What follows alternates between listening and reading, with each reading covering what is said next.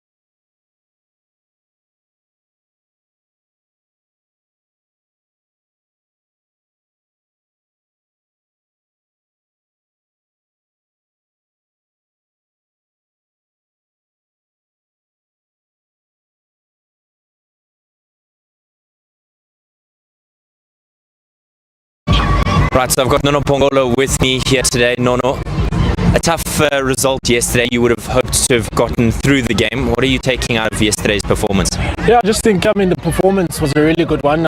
As a team, we've been really asking the players to give us an all-round performance, and I thought yesterday was probably the first time bat, ball, on the field would put a really good, solid performance against a really quality side of Western Province. So, yeah, definitely really proud of yesterday's performance, but again, meant nothing because we shared the points, and it's about coming back today and replicating, hopefully, the performances and the result will also be kind of to us. 3 out of 3 thus far in the T20 series. What has been some of the highlights for you as a side?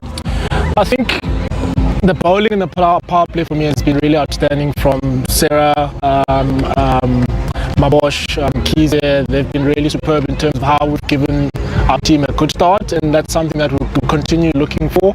And again, I think the performances of the bat are also starting to come together. To see one of our younger batters last game standing up and scoring a first 50 as well was nice to see, and that's what this team is about all these players just standing up, and no better side than Western Province as well to really stand up and showcase who we are. What does it mean to have the Proteas back in the side with you? I think it's amazing for the other players that are generally here as well most of the season to obviously rub shoulders, share some of these game plans that they have at the top, and of course it gives us confidence knowing that we've got quality players to help us if necessary, but also for themselves there's an island series coming up to obviously make sure that they're in good form, and again, representing the Lions is all about having these players. So yeah, having them around is great for the squad, the energy you can feel, and obviously showcasing why they play for the Proteas. All the best for today's game. Thank you. Thank you.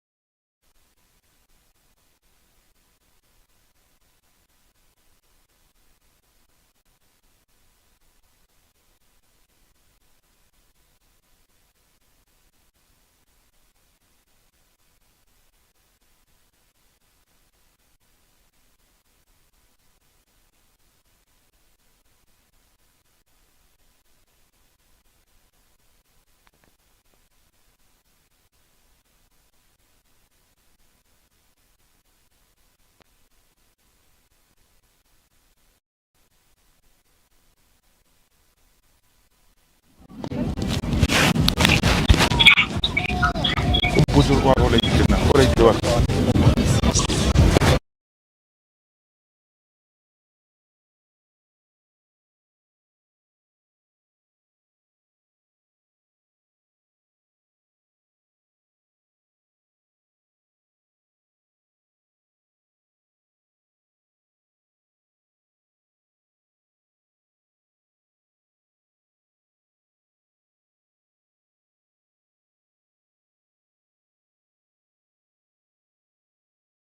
You missed.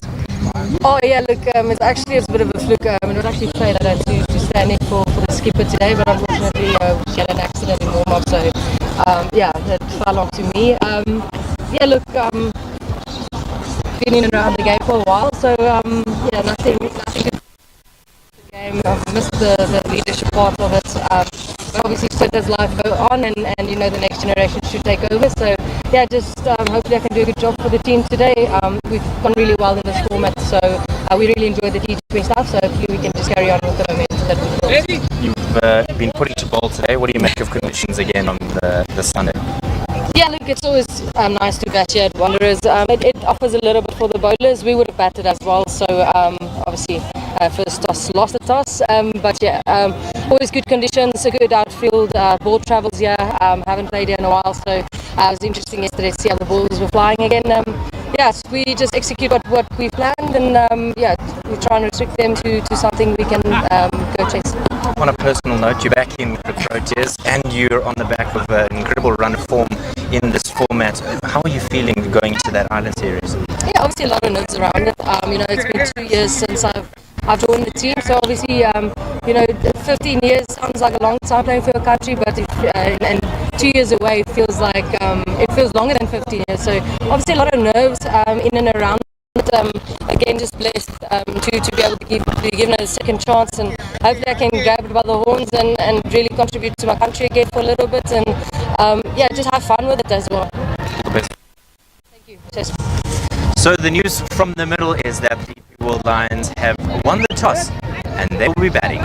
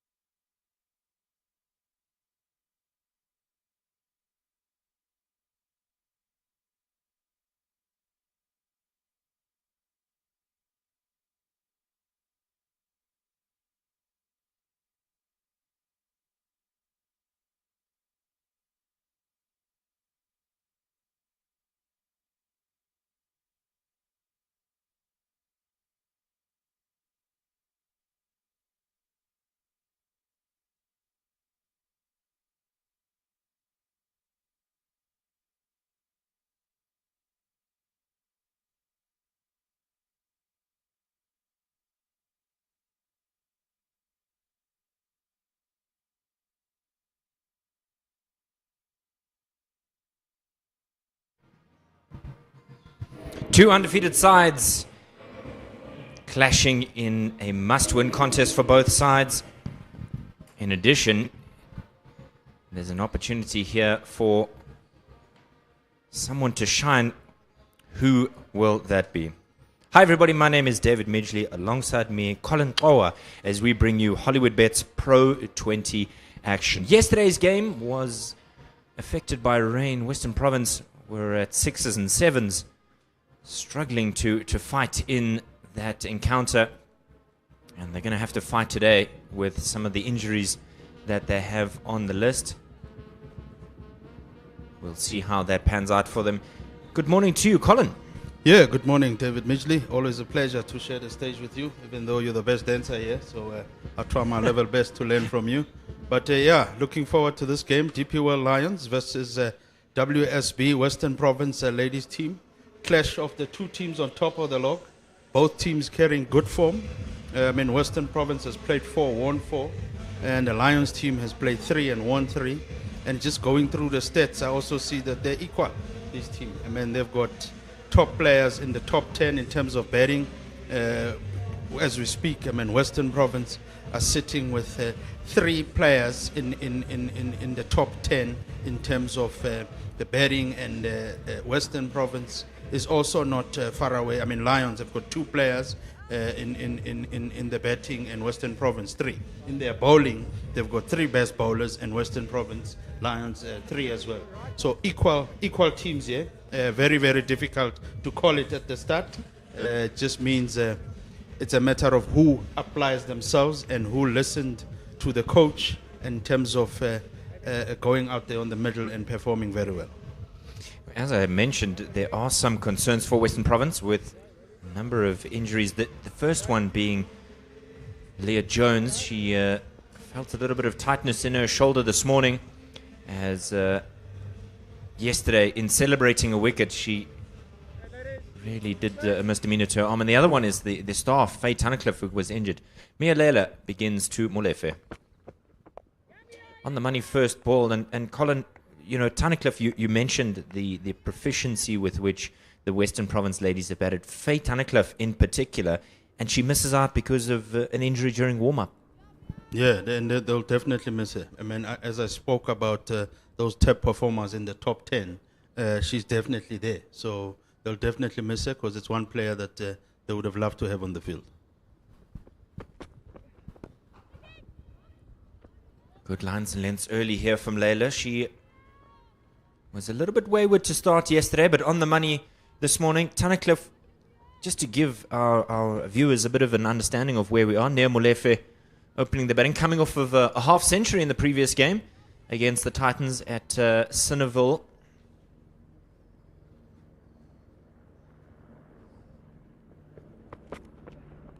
Outside edge, gone! An early wicket, and it's a crucial one. Molefe, as I said, had a 50 in the last game, just wafting at one that goes away from her, and a massive breakthrough. Western Province have got their first. It's 0 for 1. Yeah, definite big breakthrough, that, especially in the beginning. As you mentioned, Nea Molefe being on top form, having scored her first 50 in the last game. So she would have been somebody that they are looking forward to going again and repeating the job that she did last time. So big breakthrough early on. And as you mentioned, they are missing a Tunnicliffe. So these kind of early breakthroughs would make it up for Western Province, sort of put them up at a good start. On-off stump for the first 2 deliveries. Little bit of width there. And Philander does the work. Young J. Lee Philander. She was wrong-footed for a short period of time. And then you just see she dives to her right there. It's a good catch. Yeah, brilliant catch, that. Fantastic catch, especially early days. Because those normally when they come as the match starts, you are still looking, especially as a keeper, if the fielders are standing at the right angles and so on.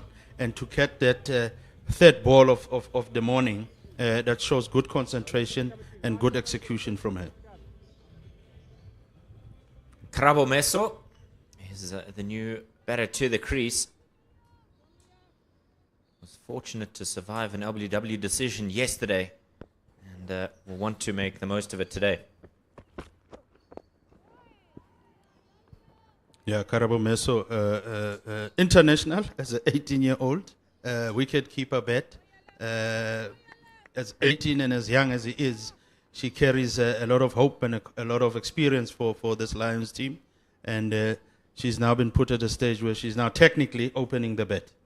It's an incredible notion to think of. You know, you're experienced as an international player at 18. Not too many players can say the same.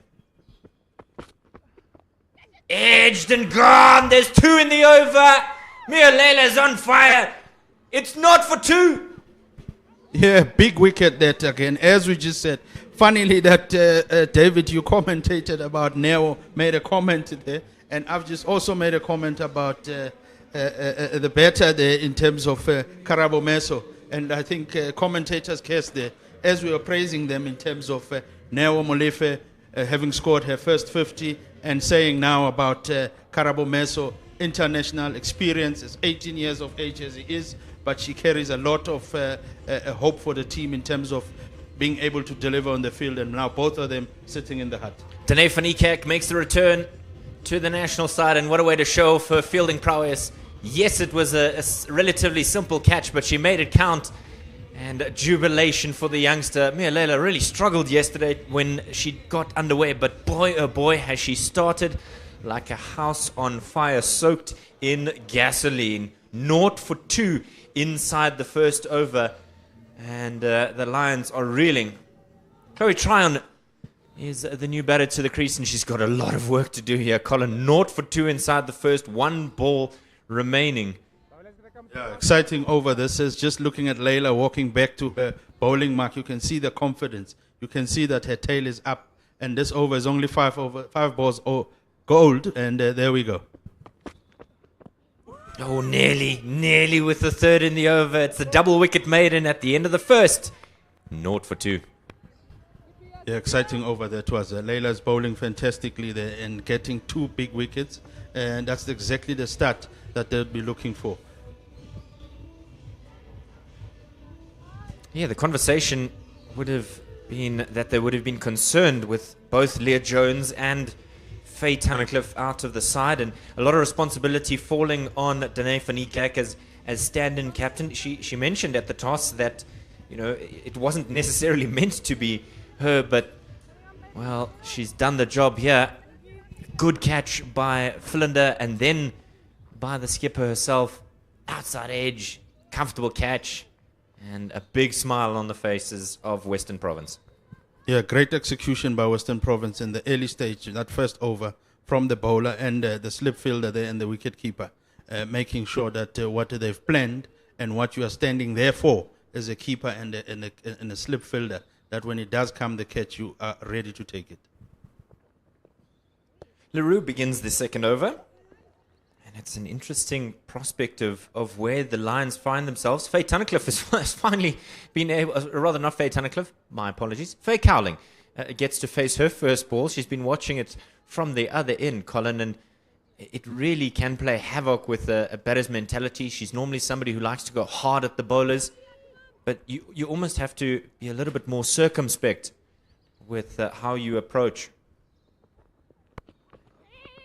Immediately the call is yes from Tryon, and the first run's on the board for the Lions. But I suppose the Lions might think that they are grateful that they have somebody like Chloe Tryon alongside Faye Cowling, the youngster.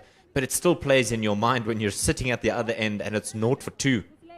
Yeah, believe you me, it doesn't matter what kind of a team you are. You could be the best in the world. At this stage, Western Province is top of the log, and the Lions has played 3 and won 3. But being 2 wickets down in the first over immediately puts pressure on you. Oh, goodness me. An educated leave, as that one was a kitten's whisker away from the stumps. Now Tryon just doing a bit of gardening, trying to see where that ball may have pitched. Yeah, it's still early days in this over, but very, very impressed with Leroux. All balls, just all 3 balls on the money, and that one, as you mentioned, the David, educated leave, very, very close. But I think at this stage, that's what they'll be looking at. In the air, but it'll be 4 safely and run away to the boundary for 4. That's the Chloe Tryon that the Lions would want. just a controlled stroke, good balance, and it goes for 4.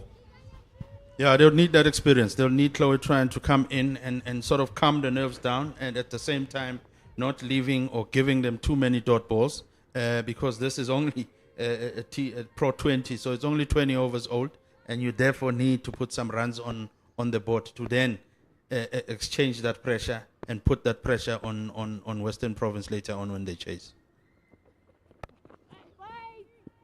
Tries to guide this square of the wicket. Neo Molefe was so prolific with the bat in the last game. She's got 73 runs this season at a strike rate of 97, but it means nothing today because she's not been able to put any pressure on the Western Province bowlers. She's gone without scoring, as is Karabo Meso, and both of those wickets massive in terms of the context of where this game is. Down the ground, very positive here from Chloe Tran. She's not going to go back into her shell. 2 overs have been completed. A boundary in that one. It's 5 for 2. Yeah, very, very good over that from Western Province. But you could also say the same for the Lions that taken into consideration. They got 5 runs in that over and no wicket down in that over. So they've got something on the board, and there'll be those discussions that they're having there between Tryon and Cowling. They'll be discussing in terms of the plan, how do we now readjust in terms of now going forward with this game, because we didn't plan to be 2 wickets down in just 2 overs. So they'll readjust and look at how they'll be attacking this game, or how they'll be playing their innings from now onwards. I wonder if there's an opportunity with Leila bowling the way that she is to have a second slip. Just one in the meantime. Edge, and that one falls short. A lot of work for third to try and cut that one off. She's not going to do it, and it'll go to the boundary for 4.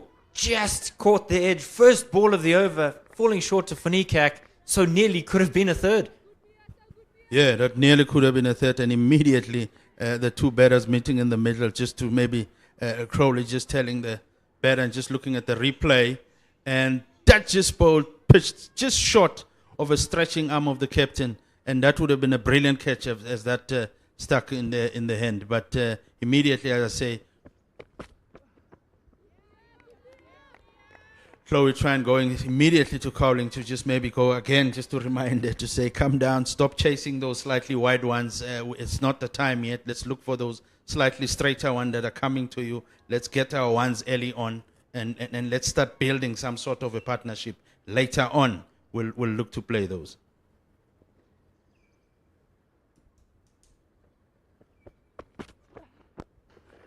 Hammered straight to mid-off, and they will set off because of that fumble there at mid-off from Kelsey Adams.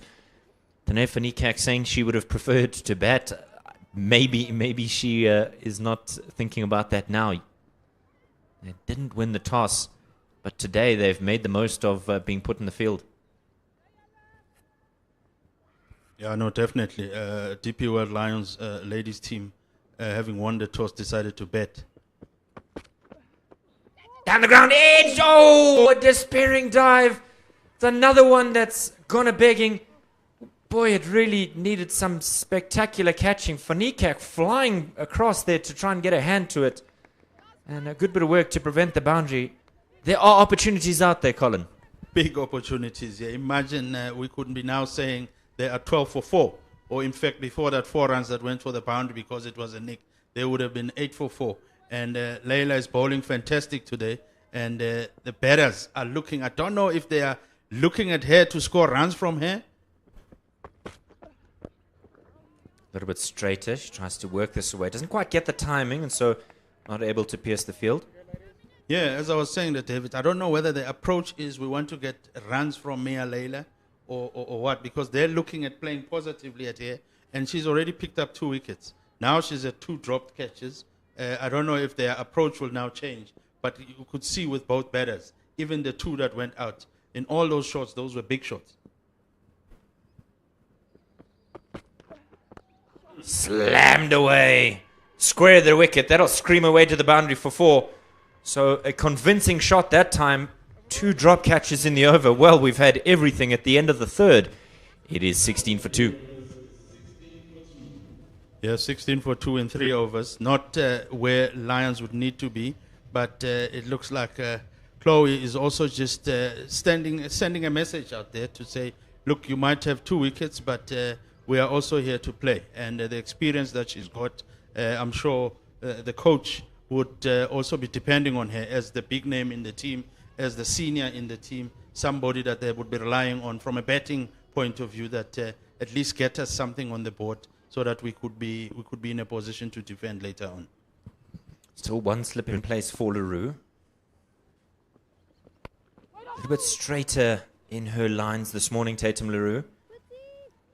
But boy, is it enjoyable as a fast bowler when your partner on the other end is causing all sorts of consternation within the opposition's batting lineup.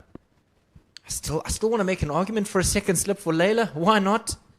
Yeah, but the approach, as I was saying, you could see with Leroux, it's not the same approach as they are doing with Layla. If you just look at that stroke there from Cowling, lots of respect, playing it, getting behind the ball and defending that. Whereas with Layla, they're looking at going very hard at her, and she's picked up 2. As we mentioned earlier, she could have picked up 4, but the approach is very, very different. Whether you don't know it was pre-planned from the change room, that is the person we want to unsettle, but now she's picked up 2 wickets, maybe a bit of change. Driven with some force, and she calls very quickly. I think that's going to be the key here. That's going to be the key here for the DP World Lions is if Tryon is going to be your aggressor or your boundary hitter, then Cowling needs to be able to rotate the strike to keep the fielders on their toes and ultimately ensure that they keep the scoreboard moving despite the 2 early wickets. Definitely, David, definitely. And I think sometimes in pre-planning, it's all good to pre-plan, but change of plans. Change of plans is also good, especially once you see the situation that the Lions are in now. In terms of run rates that they've achieved, 4.6, brilliant. But wickets lost, you are slightly on the back foot, so you need a partnership going. Yes, you're not saying be too defensive, but the plan in terms of how you could see, in terms of how they're going to face Leroux and Layla, there was some discussion before, obviously.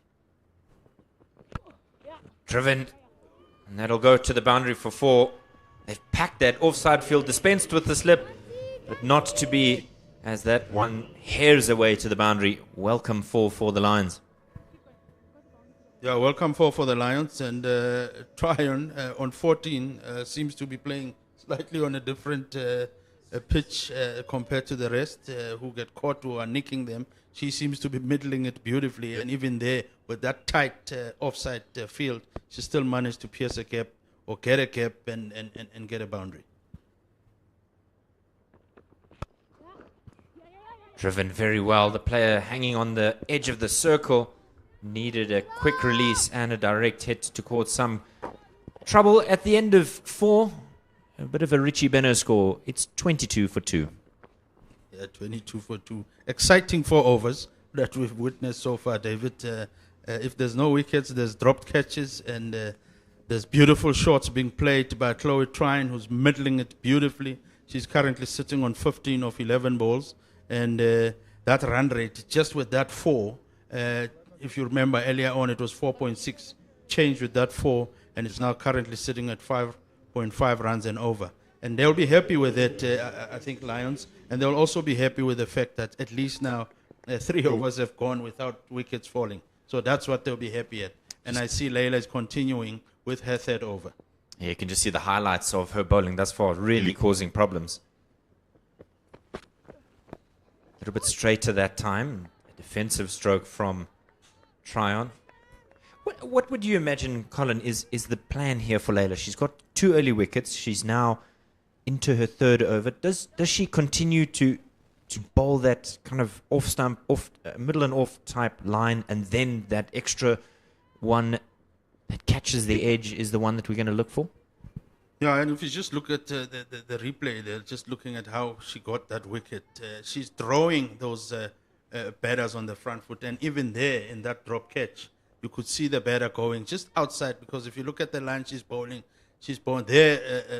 Chloe middled it beautifully. Down the ground and absolutely spanks this, but it hits the non-striker's stumps, and so spared a bit of. Well, it was a bit fortunate for Western Province, because Chloe tried and really hammer that straight back at the bowler. Umpire Gous had to move out of the way quickly. Yeah, that stump was very generous to Western Province. That was definitely a 4. That was definitely a boundary. Could have hit the cap. If you look at where the fielders were, it was definitely in the middle, because it already passed the only straight fielder who was the bowler.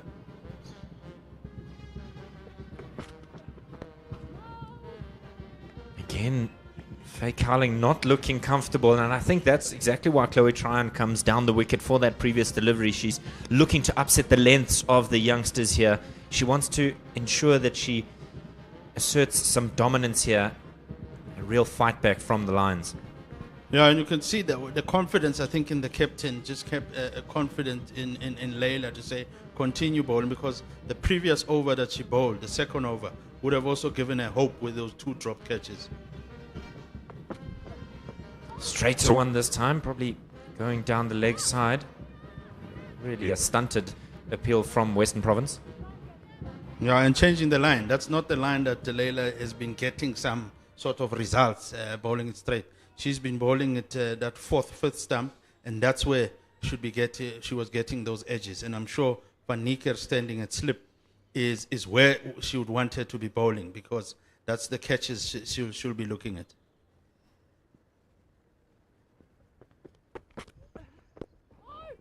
I've spoken quite a lot about the lines, but I think something you highlighted, Colin, is it is a combination between the line, yes, 4th, 5th stump, and the length that draws the batters forward. There's been a lot of rain over the last couple of weeks, particularly yesterday, quite a heavy downpour.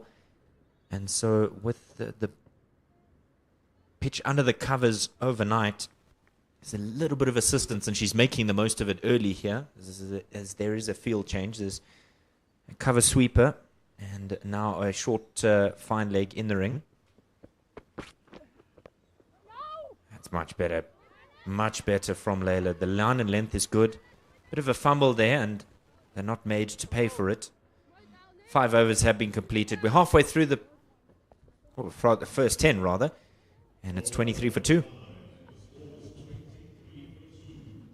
Yeah, 23 for 2 after that 5, and that last ball from Layla, with moving that fielder to that 45 region, worried me a bit, because that's not the line, because that immediately tells me that she wanted to bowl straight. And as I was trying to mention earlier on, that she was getting the result bowling it just on that 4th or 5th stump and drawing that batter, because most batsmen, once you bowl it full and outside off stump, they're going to want to go for that big shot, and that's where she's been getting the result. But that worried a little bit in terms of why want to bowl it on or bowl it straight.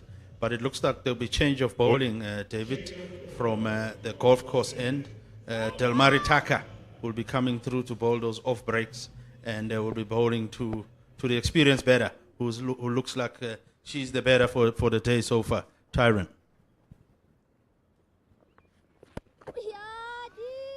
It's an interesting decision to bring on the spinner in the final over of the power play, but clearly backing the off spinner to get the job done.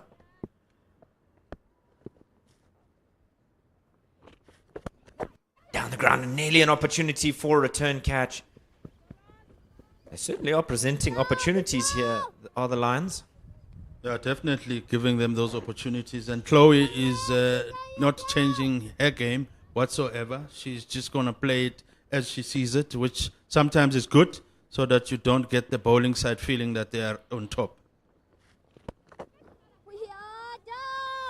And even better with a new bowler, just to make her sure off break, you want her not to settle, just look for those ones, which is what Faye Cowling needs to be doing as well.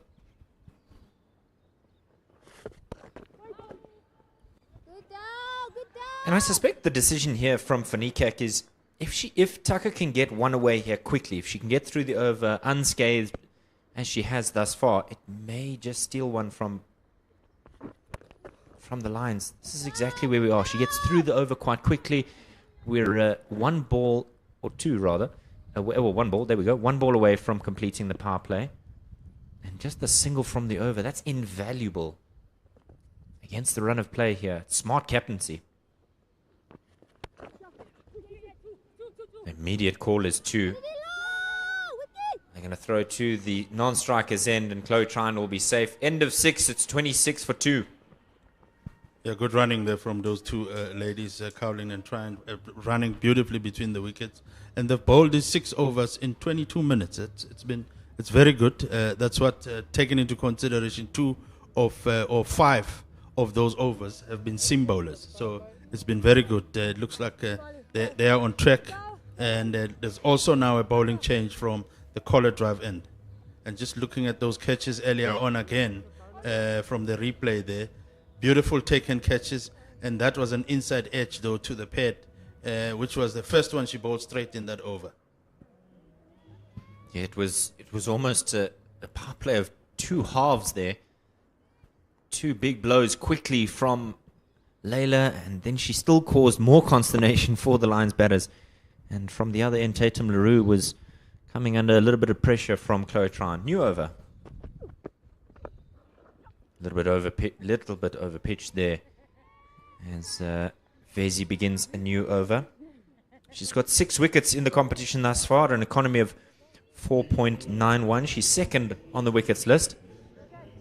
She's going to have to play a vital role here of following up with young Layla. Yeah, just watching a little bit. For you guys would have been fortunate. You and the commentator will be coming on later on, Mr. Bongani Ndaba. You saw a little bit of her yesterday when she picked up those 3 wickets. She really changed the game with the energy that she brought to the crease. She predominantly bowled from the golf course end, but boy, oh boy, did her energy, the way she approached the crease, cause some Lions fans to be a lot more worried than maybe they had anticipated. Down the wicket. On the bounce, beats Fanikak. And they'll get a single for it. Yeah, as I said, I looked at, yes, she was slightly a bit expensive, going for 5.2 runs in an over in those 3 wickets that she picked up in her 10 overs yesterday. But military medium, doesn't look to do much, makes the better play every ball. This one goes down too long on. My apologies, it was Kayla Reinecker rather than Danae Fanikak who did the fielding in the previous delivery. Just the one there. They're going at 4.5 to the over. Partnership now worth 30. But we're almost at the end of 7 overs. And is it enough? Down the ground again. Good use of the feet. Despite the wicketkeeper being up to the stumps. Chloe Tryon happy to utilize her feet. Maybe it's her time in India that's given her that confidence. Yeah, and especially with the likes of Nosipho Vezi, as I mentioned, who are not bowling it that speedy or that quick. So you have to wait a little bit for the ball to get to you and play those strokes. Oh, miscued stroke. Doesn't get away with it. 7 overs have been completed. It's 31 for 2, and I'm going to make way for Coach Fantastic, Bongani Ndaba. Yeah, 31 for 2 after 7 overs. Run rate now sitting at 4.4. It's going down a bit, and that over from Vezi, not too much. They just managed to get 5 runs off her first over, and we do that with the commentary change here on the box. And we welcome Mr. Bongani Ndaba. Welcome, sir. Top of the morning, Colin. I think it's been all action here, all action. Hopefully I'm not bringing the little bit of a stall at the moment, but it looks like it's been all out action. Yeah, no, it's been fantastic. That first over taking up the 2 wickets, and the second over from Layla, 2 dropped catches, but there's been some exciting game. Ooh, big shot there, and the fielder is looking at it, and fantastic, just beautifully standing up. It went straight to the fielder. She didn't really have to move the bongs. It was hit straight to the fielder. Yeah, I didn't have any other choice but to make a play. I think Lions feeling a little bit behind the ball game here, not having the greatest of power plays. Chloe Tryon getting caught at long on. Again, trying to maybe push on, the impetus. And having spent a little bit of time at the World Cup, these are the type of shots that she was actually known for there. So maybe a mistimed one, a good little catch at the boundary there. Yeah, Chloe Tryon was the aggressor of the two. She came in and immediately did not change her game, irregardless of the 2 wickets down. And she was beginning to give some hope into the DP World Lions ladies team. But she's now gone just for those 20 runs. And the new batter coming in, just need to confirm exactly who it is. It's young Jenna Evans walking in. Also a player that's done well over the last couple of years for the DP World Lions ladies.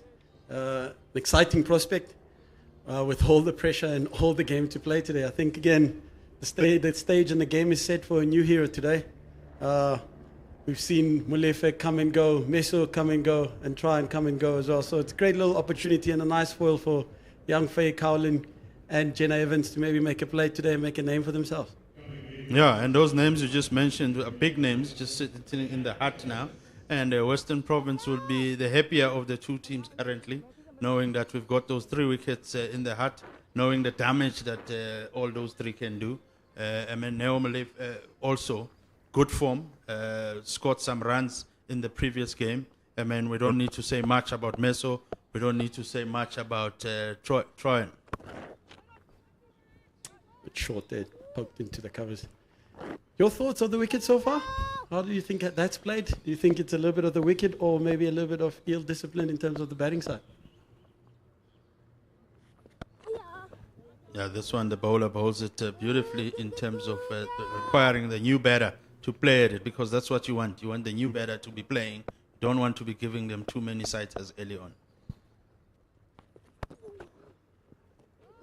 Again, very good stop there in the covers. I think that looks like Oluso Sio must have had a conversation with the coach yesterday, because she had a couple of blurbs in the field, and today she's had a couple of great stops.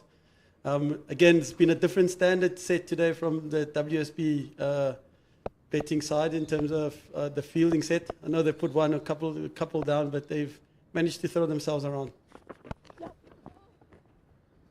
Yeah, and this time around, Evans just knocks it around beautifully into that gap and gets one. And that's what they need to be doing. A lot of that, just picking up those 1s and 2s at this stage and just to slowly keep the scoreboard ticking.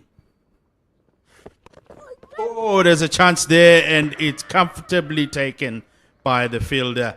Again, there, that fielder, you asked the question earlier on, Bongane, if is it necessarily the strip itself or just poor execution. And I think a little bit of both, because if you look at the first 2 wickets, the batters were chasing at that ball. Early on, first over, no need for those big shots. Yes, it's a Pro20 series. We know that it's a rushed kind of an environment, high intense, you need runs. But at some stage, they just needed to start off a bit slowly just to see what the wicket is also doing. And I think there was also pre-planning, because you could see the way they played Leila and the way they played Leroux.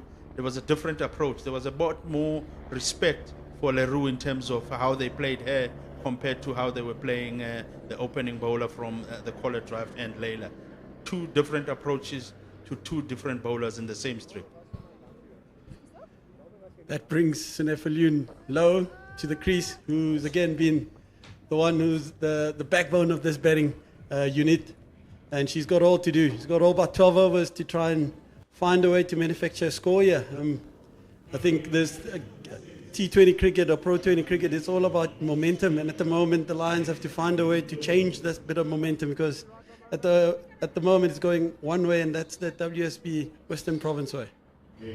Yeah, so Falun Low will be the guy or the lady that they'll be looking to get some runs from. I mean, yesterday she was one of those that fortunately batted, even though the game didn't finish, but she scored a beautiful 58 runs. And immediately she starts with a scoop of the fielder, and they're going to look to come back for the second. And I think she is going to make it comfortably, even though the throw was not the greatest. But you can see that's the confidence she brings from the 58 that she scored yesterday, and she's just come in and immediately on Nosipo Vezi just looked at scooping that and getting 2 runs. Yeah, I think again, just looking at the field and looking at the execution of that, that's very, very good from, I think it's young Jenna Evans on strike there. showing a little bit of innovation in that. Yeah, humble apologies that you're 100% right. It is Yana Evans who scooped that for 2 runs. Looking at that innovation, as you say, and that's what they need. They need to be keeping that scoreboard ticking. If it's not those scoops, I mean, if you look at mid-wicket square leg, there's a huge gap there where you could be picking up ones. And exactly as I mentioned that, they do that, and that's exactly what they want. You keep that scoreboard ticking at that stage, and there will come a boundary. There will come a boundary ball that you can then dispatch for a boundary. But in the meantime, let's not have too many dot balls. Let's keep that scoreboard ticking. Absolutely. I think you've put it out there. And I think the modern day cricketer has got a different problem in terms of the coach talking and the teams speaking about the type of brand that they want to play. But I think at the end of the day, the surface does determine how you want to play. Spezi comes in. Sunat off the mark, off the first delivery. Again, looking energetic. Yesterday, there was a couple of comments made about her running, about the energy that she brings to the crease. I think today, the Lions do need a little bit of that, and hopefully she can provide something for them. Yeah, and you can see the intent. She just got on first ball, not looking to be defensive, immediately looking for that one, which I was trying to say earlier on, that the 58 she scored yesterday gives her that confidence, and a beautiful shot this time by Evans, hitting it straight to the fielder at long on at the boundary there. And that's what they need. I mean, they've got now 3 balls, 3 runs, they've picked up 3 singles. And that's what you do. You just keep that scoreboard ticking. A boundary ball will come, and then it will find you ready.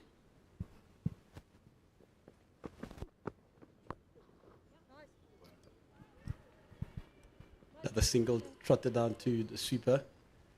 And again, Nosipa Vezi yesterday also did all the bulk of the hard work again. She's a bowler that's, again, the backbone of this bowling attack as well. Comes in, bowls a lot of balls, a lot of variation, not as much pace. So I think, again, this will also be a crucial position again where they find themselves here. Yeah, and we mentioned earlier on that Western Province, or WSB, Western Province ladies team, has played 4 and won 4, and the DPWL Lions ladies have also played 3, won 3. So both these teams are in good form. And I also mentioned earlier, in terms of, if you look at just the stats and going through in terms of the batting top 10 and the bowling top 10, both teams feature a few players in that list. So they come with a lot of experience, a lot of confidence, and a lot of form. So both of these teams, very difficult to call it early on as the game starts in terms of who will dominate, because they are equal strength type of. Absolutely. It will be a very interesting matchup here with the 2 offies against the 2 batters who love spin. As I say that, scooped over short 45. Good bit of fielding again, work there from Kelsey Adams, who manages to get around. There's 2 runs from Jenna Evans again. And I think she'll look to be a little bit dynamic. She'll look to find interesting pockets to score, because she is known as a player who's a little bit more fearless, but also unorthodox in terms of places that she scores in. So it'll be interesting to see how she goes today. Yeah, good comeback that by Tucker. Good comeback, because you can see that, as you say, Yana Evans looking to be innovative. Second scoop that she's played. So Tucker responded very well with that ball. And this time around, Evans just hits it straight to that fielder. And no runs there, the captain van Nieker. So good response despite Mari Taka. It shows that she's also thinking, but it means then Yana Evans needs to, and as we say that he hits a straight one, but got past a diving Taka. Maybe a chance there, Bongane? Oh, it's harsh, eh? I think all of those caught-in balls are always harsh catches, but again, Dami Taka, a few of those have stuck in her hands. She does field at point, so I think she'll put it out there and say, I could have done a little bit better for myself.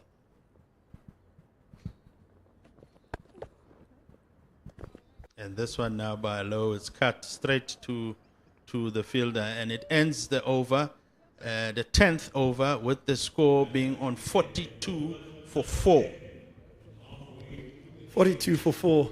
Colin, as a person who spent a bit of time as well in the coaching, with the coaching hat, when do you start thinking and when do you start talking about in terms of targets? When do you start thinking about the end goal?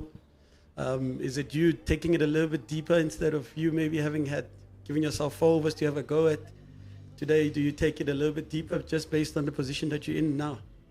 Yeah, look, halfway stage now, 6 wickets in hand. How many of those 6 wickets in hand are batters? And with 10 overs to go, you know, those kind of things also sort of determine when do you want to go. If you're still at 8 wickets in hand, 6 of those being batters. And this time around, Evans again tries that little bit of a scoop or reverse sweep. But we'll see with the Empire there if Mr. Angus House signals there that it's leg bias for the Lions. But as you mentioned, Bongani, it sort of determines. At this stage, 6 wickets in hand, you think maybe let's leave it up until late, maybe around about 15th, 16th over. Then we can start releasing. Good little ball that. Again, with that being said, how does a player like a Sunette Viljoen, who's naturally who's naturally an aggressive player, how does she go through this phase here? What would be your little bit maybe of advice in terms of if you're on the other end and you're in her ear, what sort of things would you actually put out for her to say, maybe think about this, think about that? And there she's looking at playing straight. Looked to hit that hard, but didn't time it as she would have wanted to, but gets runs in any case. Look, I mentioned earlier, Bongan, very, very important at this stage that they keep the scoreboard ticking. But also you don't want to tie down a Viljoen low and say play a game that's not hers. You still want her to play her own game, like we saw with Chloe earlier on. She came on and played a game, never changed anything. So that's the kind of approach that you would still say, Viljoen low, please go out there, play your game. Just give us more runs than expected. She comes with form, having batted again yesterday and scoring that 58. So she backs herself. I mean, at this stage, she scored 4 runs of 6 balls. Shows she's not struggling for runs. Should be down the wicket. Oh, yes, and it's taken on the second grab. That looks like Kayla Reneke. Great catch at extra cover. Just as we were talking about this, again, a momentum, small little partnership building, and then bang, the WSB Western Province side is back at it again. Yeah, a partnership of 12, it was beginning to do something, and immediately Yana Evans, who you could see when she came in as well, that she was not going to, the first shot was a scoop for 2 runs, and then when she came on this side in terms of collar drive end, she also tried to play that scoop. So the positiveness is still there, which is what you want to see, which is great to see. But as your question earlier on, now with 5 wickets down, 10.5 overs gone, what would be the plan? Do we now still go according? Because I'm sure one thing for sure, the target that they were looking at has now been revised to say we'll revisit that later on. Now we just need to get some sort of a partnership going, and then later we can readjust and look at a target. Definitely. With that being said, it brings the captain to the crease, Ntozake. It'll be interesting to see how she goes on about it, because the message maybe early on and the momentum early on with Faye Tunnicliffe pulling out the side, with Leah Jones also out the side, I think the WSB Western Province side was in a little bit of a shock or in a little bit maybe of a downward mood. As we look at this replay yet again, look at those hands and that reaction. Good work that from Kayla Reneke. Yeah, good work and good alertness that you don't take it the first time. You don't take it the first time and you give up. She still went for it. So that's good alertness, good pressure. Ends the over at 44 for 5 after the 11th over. And this is now the test. Raisibe, Ntozake Raisibe, very, very experienced, 28 years old, right-hand batter, coming up here from Alex. Nice experience, been playing this game for years and years. She should now, as a leader, be guiding and taking them through to say, at least let's get as close as possible, or just over that 100, so that we've got something on the board. Yeah, it seems a different wicket to how it played yesterday. Definitely, they always say that if it seems, it spins, or if it spins, it seemed as well. So definitely looking forward to seeing how the Lions actually go through these next couple of overs here. When do they again have another go? Because you do need to build a little bit of a partnership, and you do need something as well on the board to bowl at, particularly with the changes that the Lions have made in terms into their bowling attack. Yeah, no, definitely. And I'm very impressed with Maritaka here. So far, bowling it good and picking up the wickets, which is also good. So that experience that we spoke about is going to be at a true test here. It's again bowled nice and hard into the wicket. Yeah, the one notable thing that I've seen from her, she has actually hit the wicket a lot harder than what she probably did yesterday. She's looked to bowl harder into the surface, making it a little bit more difficult for Sunette Viljoen to get underneath the bounce of the ball. There's that spin. There's that 10 that got, was it Cowling earlier on, who was looking to play to that mid-wicket, and it caught the edge and it got caught on the offside. So good execution here so far by Taka. It's an unbelievable over. It goes for a maiden. The 12th over of the game is a maiden. I think this is actually unbelievable. High fives going everywhere. WSB side, Western Province side looks energetic. It looks like they know that they are on top. They are on the ascendancy. Yeah, their tail is up. They know that they are doing well. I mean, if you just look at the scorecard so far, really Faye Cowling with that 11 runs of the 20, and Chloe Tryon and with that 20 runs have really sort of made not much of an impact. But and I was very impressed with Chloe, because she looked like she's playing on a different strip compared to the rest. She came in positively. As you could see, she got those 20 runs of 19 balls. She didn't change anything in terms of the Chloe that we know, how she can bat. She came in and just batted the way we know. And maybe that's a bit of positiveness that the rest should take from her. Vesi again, doing what she's done all season long, being Mrs. or Miss dependent, running in, just being top of off, doing and slowing down the whole game. I mean, I think earlier on you spoke a little bit about the dismissals there. It's been 5 catches. Does that mean anything? 2 caught behind with 2 in front of the bat? There's another one. I'm not 100% sure if Raisibe was in 100% in control of that. There seems to have been some sort of a nick. We'll see in the replay. But yeah, I mean, caught behind, I don't have a problem with that, Bongane, especially if it's straight on. But those 2 years were caught behind. But if you look at the one, especially the one that was taken by Van Niekerk, that was chasing a slightly wide ball that you could have maybe left. But yeah, at this level, you don't want to be being caught just here in the ring in front. That's criminal. With this experience and at this level, they should be hitting those on the ground. And if your intent is to pick it up, then you must go a little bit harder and go over those fielders. It's hit down to car corner. A little bit of aggression shown here by Sunette Viljoen Low. And there's a bit of a mix-up. She's managed to claw her way back again towards that. It's good fielding that from Mangele at the cow corner boundary there area. Yeah, no, good chase. At some stage, I thought Mangana will get there, but she got around it and picked it up. And there was a bit of a mix-up, but fortunately, they decided not to go for that second run. There's that court in front, Bongane, that we're talking about. You don't want to be seeing that at this stage with 5 wickets down. They need to be building. This partnership is still very, very young. It's got 2 runs so far. So therefore, they need to be spending some time in the crease. But yes, not to be negative about it. I mean, so far 2 runs off this over, and Vesi, as you mentioned earlier on, not too quick. Just tries and mix it up a little bit and bows beautifully. I mean, I watched her a little bit yesterday when she picked up those 3 wickets, and this is what she was doing.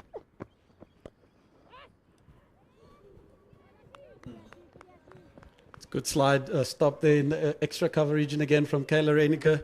And that brings to an end an unbelievable spell from Nosibo Vesi. 1 for 15 or 4 overs. I think as any person who knows a little bit about Pro20 cricket, that is something that I will take. As we look at the wickets from early on, have a look at that. again, I think just having a look at the pattern, having a look at how the wicket is also playing. Look at that. That's just outside again. Yeah. You know. Fifth stump line that and got caught. And this one, I could give it to Chloe. She was going to go for the boundary and got caught at the boundary. So that's better than just being caught in front in the ring here. That was a good attempt. But that one there from Cowling, who was beginning to have a good start, or had a good start in terms of sitting on 11 runs. And good catches with Western Province, taking those catches. And even at that one, at the second grab, it shows that they are alert. They are waiting for those catches. Brings Kayla Reinecker to the crease, who's going to bowl right arm off spin again. Tall will also extract a little bit of bounce out of this wondrous wicket. And yeah, looking at just at that pattern again, I just don't think it's maybe just such an easy flowing wicket for you to just go out there and hit through the line again at the Wanderers. I think in years gone past it was maybe the case, but you probably need to knuckle down and work a little bit more here. Yeah, good bowling that from Kayla Reinecker. I think she just picked up a little bit that Felion Low was looking to step out and bowled it a little bit wider, which then gave second thoughts to Felion Low to just stay in the crease. So that's good thinking, good bowling.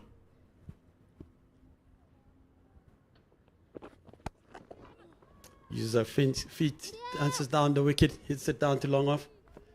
1 run. Yeah, the bowlers have tied down. If you remember earlier on, Felion Low was sitting on 4 runs after about 3 balls. Now she's on 6 after 16 balls. So now they've also lowered that runs rate achieved to 6.3 at this stage. 3.6, which is very good. It shows you that the wickets also do the job, but the fielding has been fantastic. That brings the 50 up for the DP World Lions. That's 50 off 82 balls, which is 13.4 overs. Slightly slow, according to their standards and probably the expectation, but maybe the wicket is a little bit tougher today. I remember DP World Lions, this is their home ground, so the request surely would have come from them how they would want that strip prepared, home advantage, but I must say that Western Province also executed right. Good shot that from Felion Low. It doesn't look like they'll be thinking about one, and there's some drinks coming on, and I'm sure those drinks will be coming with some sort of an instruction from the coach there, Mr. Sandile Masingemi, in terms of how do we now change, or where do we change, or what should be the approach at this stage. Or, Bongane, could this be that question that you asked earlier on, that do we now, at 14 overs gone, is this now the instruction coming on to say, let's have a go, let's look to get as close as possible to 100? Absolutely, and I think maybe there'll be a lot more feedback coming from the middle compared to outside, asking them, what do you think is a good enough score here? What do you think we can defend? Is the wicket that difficult? Who can we target? Is it easier to hit spin, seam? As we look at the bowling figures for today, Layla's gone 2 for 12 of 3. Tatum LaRue, 0 for 11 of 2, who again showed immaculate hold in terms of her length. Delmitaka snuck away with 2 for 8 of 4. Nosipo Vezi, 1 for 15 of 4 as well. And then Kayla Reinecker had the solo over of 0 for 4. I think it will be interesting to see how the play is going to be made now. And I think it will be a lot more conversation from the middle towards outside to say we feel like if we can get anywhere close to 100 or 110, we could maybe cause a little bit of doubt in the WSB batting lineup. Change of bowling, LaRue coming through from the collar drive and then immediately bowls a slightly fuller one just outside off stump and gets hit straight to a fielder. So Tatum LaRue, who bowled earlier on from the golf course end, I didn't see the batters having the same intent they had compared to the partner Layla, because they were looking at going at her, and that's how she managed to have picked up those 2 wickets, and 2 were dropped in the second over. Again, she's on that mark again. Interesting to see Leah Jones at extra cover, the captain who's not playing today because of precaution. Coming in again just to add a bit of value today. So We unfortunately not going to be seeing any of her bowling today. She's been again the backbone of this bowling attack. Today she's choosing just to come in and add a little bit more energy into this field, particularly in this phase. So Net Viljoen dances down the wicket, mistimed, just too long on, 1 run.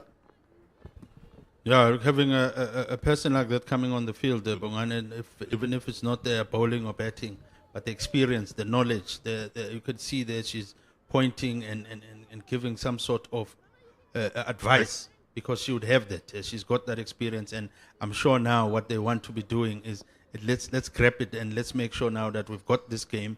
Let's make sure we don't lose it. Big shot. Slightly big shot there, but no much from Raisibe. She looks at her bat. Maybe she's just blaming the bat that it didn't give her the result that she wanted. But safely for her again, that it wasn't timed enough because it couldn't gotten to the fielder, and the fielder would have taken it comfortably. So Net Viljoen low, gets underneath that one, slightly short, and she whacks it all the way to a deep square boundary, 4 runs. This is what they need. They need more and more of this. Yeah, definitely, Bongane. And we revisit. If you look at the previous shot from Raisibe and this one now, just looking at the replay of Viljoen low, if you look at that shot, does it then go back to maybe the instruction that came on to say, let's show maybe a bit of intent, let's look for some runs, let's not be too defensive? It's pitched up again, driven towards extra cover, no run. No run. That brings to the end of the over. 15th over's gone, 57 for 5. As we have again change of commentary, we welcome back David. We look at the top run scorers for this season here. Faith Tunnicliffe unfortunately missing out today due to an injury. At the top of the pile, 306 runs of 4 innings at an average of 102. Mignon du Preez, the evergreen Mignon du Preez, 196 runs for the season at an average of 49. Alexander Candler, 161 at an average of 53. Isel Cillier, 101 runs at an average of 50. And Dane van Niekerk, who's leading the side today, at 96 runs. Start of a new over, the final 5, Bongani Ndaba, but shows just how much of an impact Faith Tunnicliffe has been. She's second in the all-time T20 run scoring list, behind Tasman Brits. Played away onto the onside. It just shows how proficient and prolific she has been this season for World Sports Betting Western Province, because you can see the gap between her and second place, almost a country mile. She'll always hit you straight, so Net Viljoen low always looks to hit it with a straight bat, and so that's why they've got that protection in long on and long off. Yeah, Faith Tunnicliffe has had an amazing start to the season. She's shown again a lot of maturity, and she's actually stood up to be a senior player in this batting unit of the WSB. In the air, that's gone straight to her, and another wicket falls. 6 down now. It was a really simple catch, trying to go over the top, and a matter of a foregone conclusion for WSB Western Province. It's 59 for 6. 59 for 6, and I think they've bounced back really nicely compared to yesterday. I'm looking at the lengths that they've bowled today. I think that's something that has really been different compared to yesterday. Yesterday I thought they were slightly short. As we look at this replay again, I think Ntozake knows that they've got to make a play at some point. Unfortunately, not getting enough of that, and Tatum LaRue swallows that up at mid-off. At what cost, though? Because 59 for 5, yes, you have to sort of try and accelerate. But 6 to the over, is that outrageous to say, listen, we understand where we are at the moment. Let's play with what we have, you know, the cards that we have been dealt. Khomotso Rapo'o comes to the wicket, 59 for 6 in the 16th over. It has been catastrophic for the home side. Yes, it's been a tough day for the batting unit. And again, it is a batting unit that has gone up and down this whole season. They probably haven't been as consistent as what they would have loved. And today, it's probably one of those days. Great start again from Kayla Reiniger on the money. And I think, again, you always want to be winning games, Dave. And I think that's the hardest thing. You're caught up in the middle of putting a competitive score, and you may be thinking about, oh, I also don't want to get bowled out. But it is a T20 game. You want to make sure the value of having runs in the power play, you come to see it now. It's well worked onto the onside. They're going to look for two. Shy at the keeper's end. Will she find herself short? And takes out Philander at the same time. Hope she's okay there. Yeah, the question is, are you okay? Yes, I'm okay. So, a catastrophe avoided. Absolutely, and they've got to start showing that a little bit of desperation. They do know that they are behind the ball game here. As we look at this replay yet again, touch and out again. Maybe a lot more powerful throw from the young Leila would have had Komutarapo under pressure a bit. But yeah, nonetheless, the Lions are showing that they've got to make a play. 4 overs to go, 161 on the board with 4 wickets in the shed. Something's got to happen. Something's got to give here, Dave. Yeah, the question is, at what risk? Again, the question that I'm asking it is, at what risk? Because yes, you want to get something that you can defend. But if you're bowled out in the 17th over, 18th over, then what? Straight and tries to work this onto the onside. There is immediate protection there in Mia Leila. Yeah, Dave, I think it is an interesting one, but I've always said you play a brand to always want to win. You know, if I bet out 20 overs and I end up with 90, does it really give me a realistic chance of winning? Or am I going to go for that 110 and get bowled out for 80, which is not par either way, you know? So I think that's going to be the toughest part. And I think as well, there's got to be a little bit of smartness. You know, look at open gaps here. There is a vacant area in deep square. Comes down the wicket, hoofs it onto the onside. It's in the air and a brilliant catch. Screaming in off the boundary there. Diving forward. And Yandiswa Mangele takes the catch. Another wicket falls. It's 61 for 7. It's a stunner. It is a stunner from Yandiswa. And it is, again, probably the biggest difference between yesterday and today. It's just that. Let's have a look at this quality again. Dances down the wicket. Maybe not catching all of it, but the movement, hands, steady. And again, the execution. That is unreal, that. Unreal. Yeah, the power that Sunette Viljoen Low possesses, you would have thought that even if she doesn't quite time it, she may be in with an opportunity, but it is an incredible catch that removes the experienced campaigner. Nettleton comes to the wicket, and this is what I was saying, coaches, at what risk? Because now 61 for 7, you might not make the end of the innings. It is a tough call. I mean, that's why I say this game here, it's way too short. But again, you do know that you've got to make a play. You know, the value of you being able to play well in that front 10 overs, to set it up for the last 10 or the back 10, it's so important. But you do know every single time you play a game of cricket is to play the game to win. 80 at the Wanderers is definitely not going to be enough. You know, so, and I think they've recognized that, and unfortunately where they find themselves, you've got to take risks. You have to take risks. Band trying to stir up a fighter from the Lions. Boy, oh boy. Philander wanting something from umpire Ghost, not interested. Hands on head stuff here from Leroux. Everything is happening here. Everything is happening, and Tatum Leroux, again, I'm taking it from yesterday. I think she's been that silent warrior for this WSB Western Province side. Have a look at this again. Look at the nip off the wicket. Oh, how does that miss?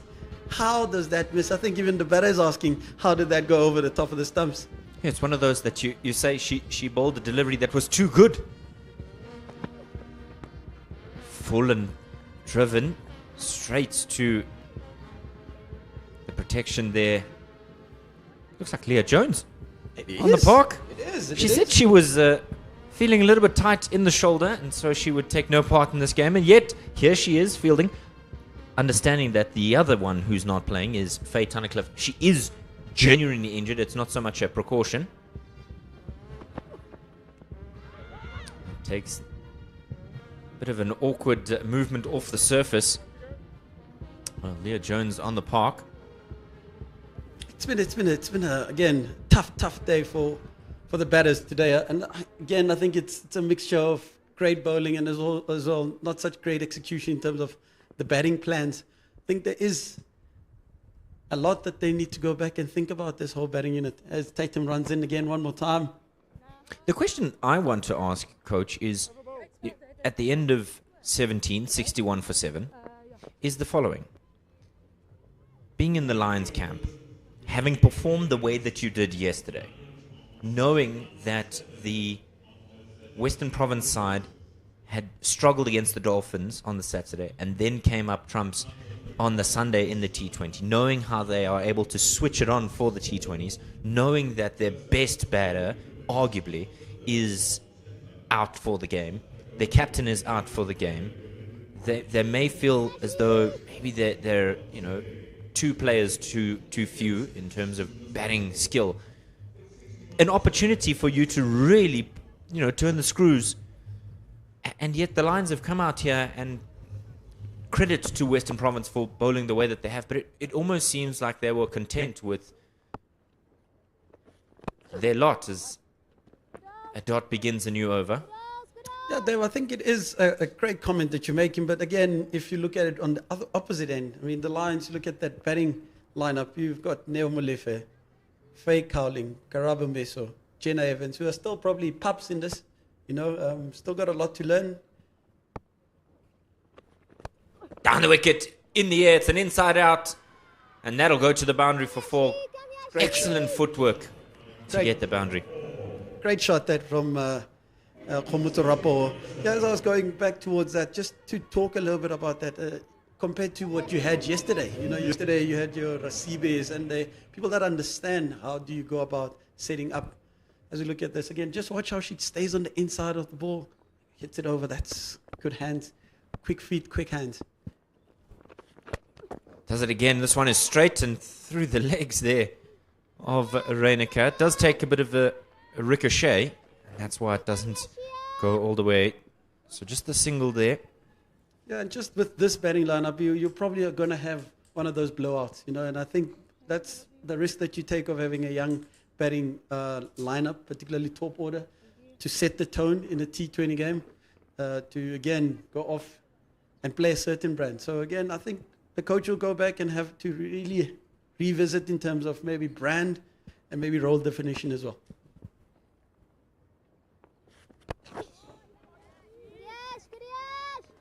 Where to from here? Because you never want to believe as a player that the game is done, both for Western Province and for the Lions. Let's touch a little bit on Western Province here as we head towards the back end of the 18th.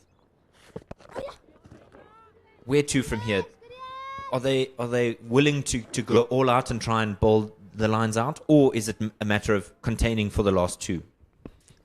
I think as the Western Province side, the Lions have to make a play. This is definitely a score that's below par.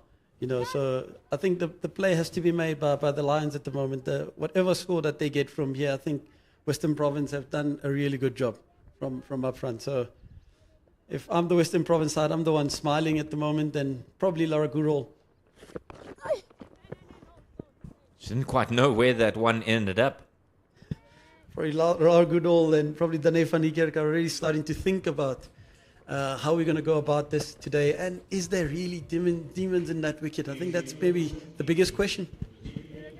Let's have a look at the leading wicket takers in this year's Hollywoodbets Pro20 series. Zintle Kula has been a revelation for the Badgers ladies. They've been so good this season. Ntozake has been wily and skillful as always. And then you see Reyneke there with 6 wickets as well. Nosipo Vezi also with 6. But look at that economy there for Nosipo Vezi. Less than 5 to the over. Ntozake with 4 for 16 as her best in this competition. She's been so good with those deliveries in which she has control. Return of Layla, and the second run deserved a better throw. It really deserved a lot more. That is unbelievable running that from Mikarabu Rapo.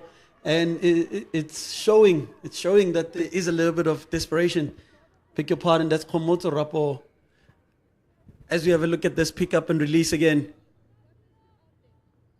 The bounce. It's the bounce off the adjacent surface.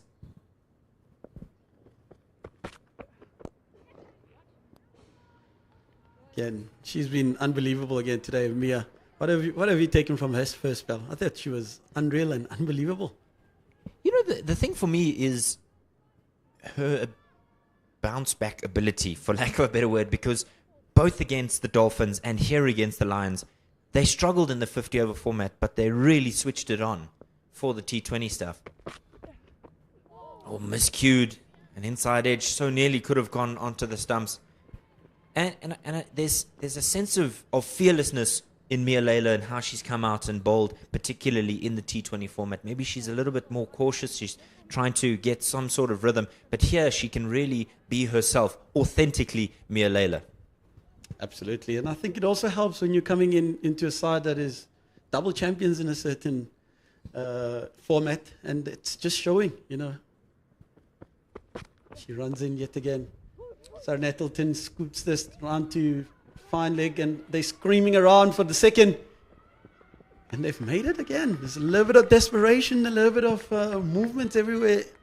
What are your feelings here? A clear intention here from these two. They recognize that, well, there's nothing that they can hold back on now. If they're not going to be able to get boundaries, they're going to have to run as they have. Look at this Mia Layla today. Molefe flat-footed at the crease, stretching for one. Philander taking the catch. And then this one, a real full-blooded go at it. Meso departs. And 2 for Layla in quick succession. What an incredible first over. It was 0 for 2 at the end of the first. A little bit more width again. Trying to go after it. Yeah, it's always going to be difficult having a power play like that to ever come back, you know.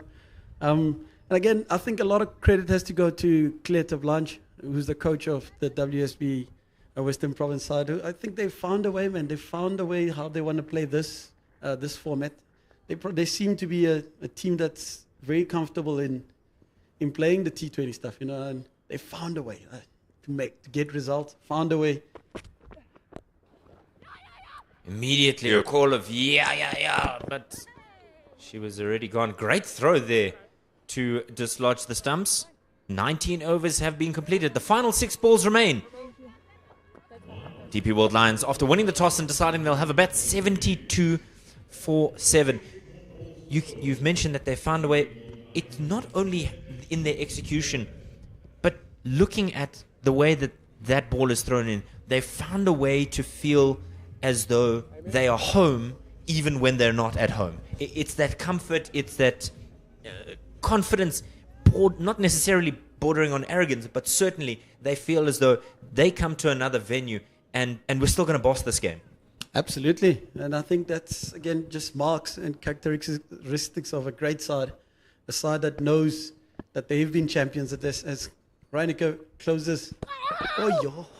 Absolutely bamboozled. You can see there's wicket keepers in and around. The noises are certainly there. Jaylee Philander wants to be vocal. She's also one that's had a very impressive weekend behind the stumps here. Have a look at this one again. Fired in and just really leaning into it, trying to get it to be knocked away. This time she's going to throw her hands in it in the air. There's a fielder under it, and it's gone through the hands and for 4. Oh dear, it's been a brilliant day for Western Province in the field. And you would say a fairly regulation catch, and it's gone straight through the mitts. Kelsey Adams. Surely, as we have a look at this again, I think at cow corner right there, set yourself up. I think the problem was just right there. I think she just misjudged it. Almost a copy and paste. But this time, Reinicke has bamboozled Sarah Nettleton. But as you said, I think she just ran in too soon. What do you think the conversation is here between Reiniger and Van Niekerk? Last 3 balls of the innings, they've decided to bring deep backward square in. What's the plan with the ball in hand? I think it's pretty simple. It's probably going to be a wide line. I think yesterday I was fortunate to sit next to KG, who spoke a little bit about Mugabe line. I'm expecting this to be quite full on the wide line, to be anything to hit towards a sweeper boundary or mid-off. She's probably going to give her not much, expecting it to be quick as well. Well, just as you called it, it's the quicker one. And so without much effort, it's raced to the edge of the ring. Mialela doing the fielding. 77 for 7, all 7s. Definitely not a jackpot for the Lions. Definitely not. Snake Eyes is probably a better description. Changing the field again. Cover sweeper coming into the ring. Deep square going out. Coming around the wicket. Fires this one in. Just knocked away onto the onside. They're going to look for the second. Definitely. They'll run for it. Will she find herself short? And the skates were on there. And she's home safely. Again, Sarah Nettleton understanding what is needed. Showing a bit of desperation. I think the hardest thing about today is just the smartness. You know, have a look at this touch. Touch, get out again, run in. Superb dive that, superb dive that. I think just the smart cricket could have been better. I think this could have been done a little bit earlier in the innings. Just assessing conditions. They should have done this a little bit earlier. Oh, that'll be a wide. So we won't have a conclusion just yet. Trying to maybe attack the leg stump there of Khomotso Rapo'o. Trying to sweep that hard. There is 45 in the ring. There is protection out at deep backward square. How good is that stop? Round the wicket. Last ball of the innings. Plays this out on the bounce. Immediately the run. It's going to go to the non-strikers in. The throw deserved so much more. Nevertheless, World Sport Betting Western Province will be the happier of the two sides. The DP World Lions won the toss. Decided they would have a bat. Danae van Niekerk would have preferred to have batted first on the surface, but she's certainly going to be the happier of the two skippers. Just look at that scorecard. 81 for 7 after 20. Talk us through that batting performance. Or rather, let's highlight some of the bowlers from Western Province. Yeah, Tell Taka, I thought she was good today. I think as an off-spinner in a wicket like this, for you to take 2 for 8, it's unbelievable. And then the young Mialela, I think she set the tone beautifully up front. Looked to hit a nice length and supported by this evergreen, ever-senior Tatum LaRue, who also went 1 over for 17. Nosy Povezi had normal usual self, looking after the economy and stopping the game. And then you've got off Kayla Reiniger, who came and bowled the hard overs at the back end, 1 for 22 or 4. That's been, again, an unbelievable bowling effort from the WSB Western Province side. Yeah, not much to speak of for the DP World Lions. It was 20 from 19 from Chloe Tran. She looked to be a bit aggressive. Sonet Fulun-Low as well, a little bit more circumspect than she usually is. Khomotso Rapo'o, the 50-over captain, contributing with 13 from 10, but it's probably not going to be enough. At the end of 20, the DP World Lions are 81 for 7, and we will be back with you after a short break. Let's have a quicker look at the wickets there. Outside edge, gone in the first over. The second one, Khomotso Rapo'o. No, rather not Khomotso Rapo'o. Karabomeso. Outside edge. Van Niekerk takes the catch. Tucker from the golf course end has batters at 6s and 7s. Good catch there in the deep. Where the wind blowing the way that it has. Cowling was there for a time, but a miscued stroke and a comfortable catch. Then Jenna Evans tried to force things along. A wonderful catch there to dismiss her. Again, the carnage continued, trying to force it. And a lovely catch there. Then it was the turn of Sonet Fulun-Low. Brilliant catch there in the deep. Mangele going after it. Then just deserved something special, and she desperately delivered for Western Province. So at the end of 20, the DP World Lions 81 for 7, and we'll be back with you in just a short while.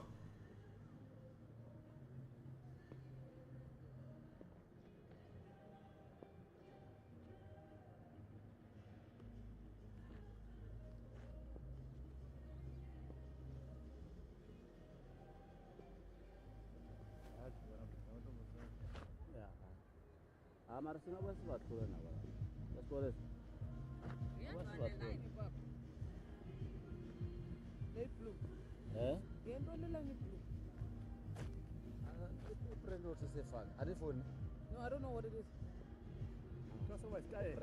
Oh.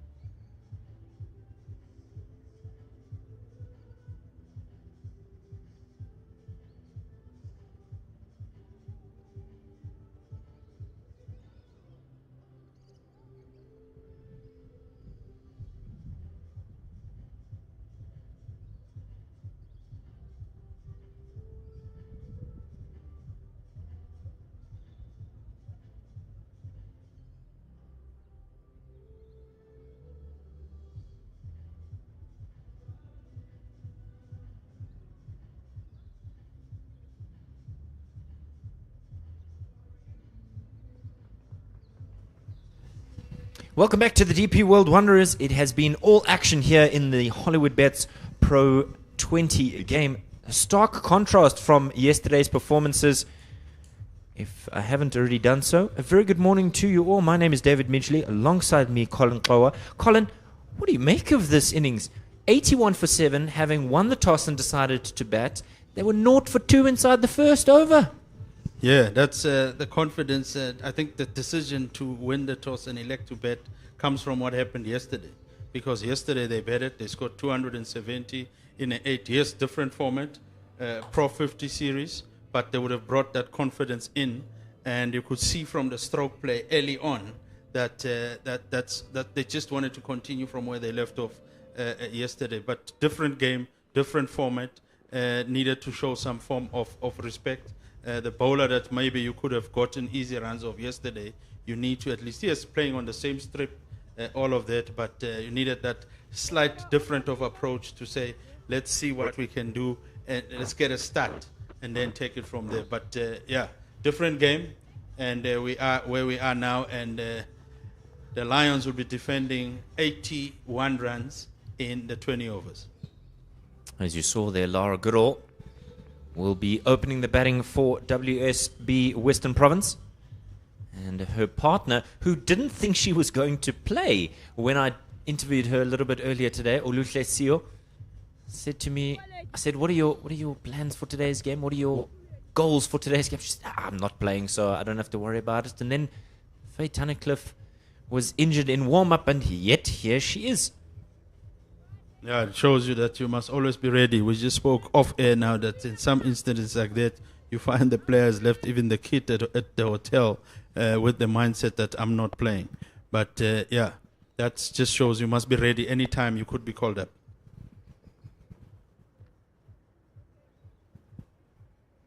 All right, so we're almost ready to go.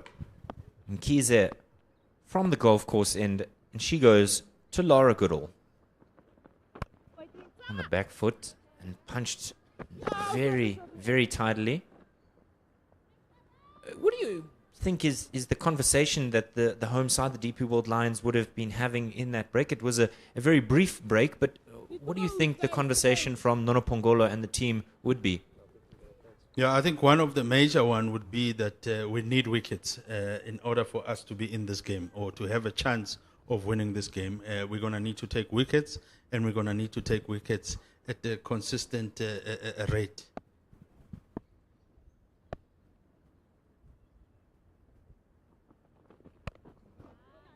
Tidy start here from KZ. You might be a little bit confused, Colin, because she's wearing a Madison Landsman's shirt. She's got 36 on her back, and I was looking at that and thinking, but hold on, that's 36, and that's not Relebohile Mkhize's number. She normally sports 9, so perhaps just something was wrong with her shirt, or maybe she spilled a bit of some of the lunch. Nevertheless, she's out there in the middle. Lovely delivery, lovely, lovely, lovely stuff.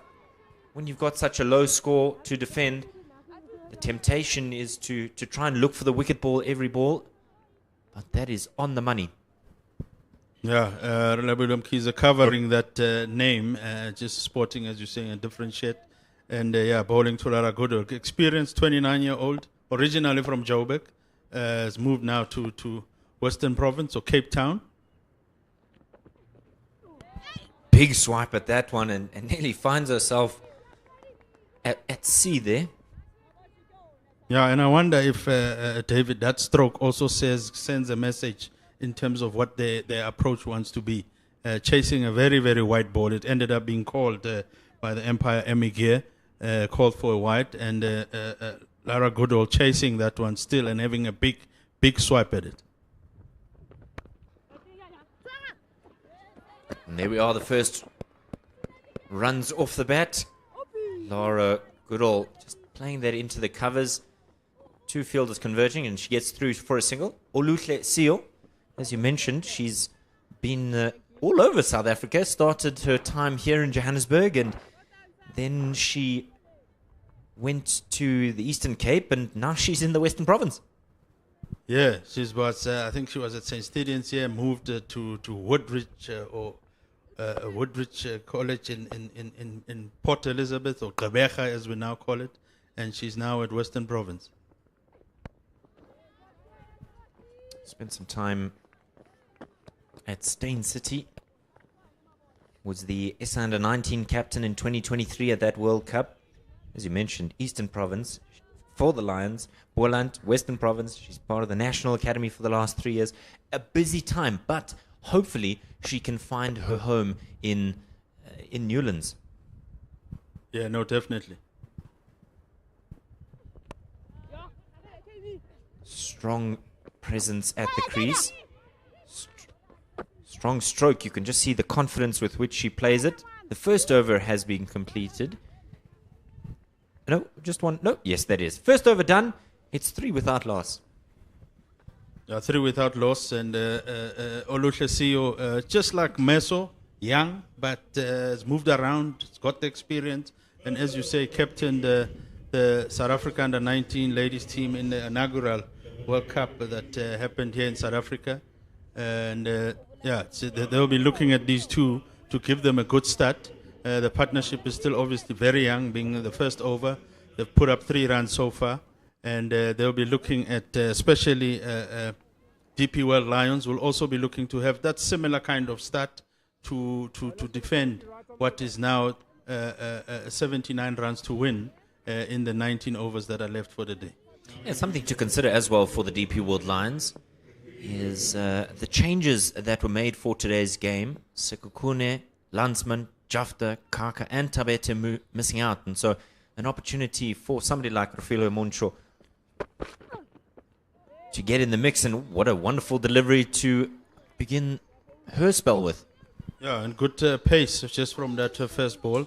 And as you say, they've got an opportunity here because those names that you are sitting out are not just easy or should I say soft names. Those are big names, especially in terms of South African cricket. So you get an opportunity like that to come in for this Pro20 series, to come in and bowl. So you're going to need to prove your worth as well. And a wide, really almost begged to either be hit or take an edge, because these Western Province batters, they can bat with very little fear, Colin. Yeah, very little fear. I don't know if this is the approach that the DP World Lions would have taken in terms of lessons from the bowling of WSB Western Province, because some of the wickets, they got them bowling slightly a bit wider. Tries to get across there and just dabs this down to third. And a single for it.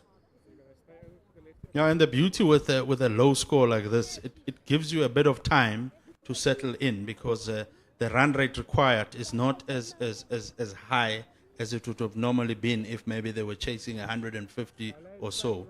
At this stage, they've achieved a run rate of 3.8, and their current or required run rate is 4.1. And they're just sitting on 5 runs after 8 balls. So what it needs is just a bit of time, need of patience, bit of partnership, looking for those singles early on, but then again, not saying don't go for the big shots. And another wide there from Moncho. And you know the confidence with which Western Province can bat is solely based off of the performance with ball in hand, because knowing that they are missing somebody like Faye Tunnicliffe, 49 against Southwest Districts, 110 not out against the Titans, 64 against the Dragons, and 83 against the Dolphins. She's been prolific for them. Big shot, and the umpire is not willing to oblige. So 2 wides in a row here. And how much does that impact a side when you're coming out to bat, knowing you only need a small total? You know, you feel like you may feel as though that you're not being rushed, particularly when the opposition's bowling freebies like that. Yeah, it's been a poor over so far. I mean, 3 wides of this over. Much better. But as you said, it's been poor. And then another error. She dropped the previous one, did Molefe, and now she's dropped that one. It's really not going the way of the Lions. Yeah, I mean, as we say, 3 wides of this over. The balls that she does get right, which has just been the three, and they just managed to get 2 dots and 1 run. So she's given away more runs in terms of wides than anything. Another wide again.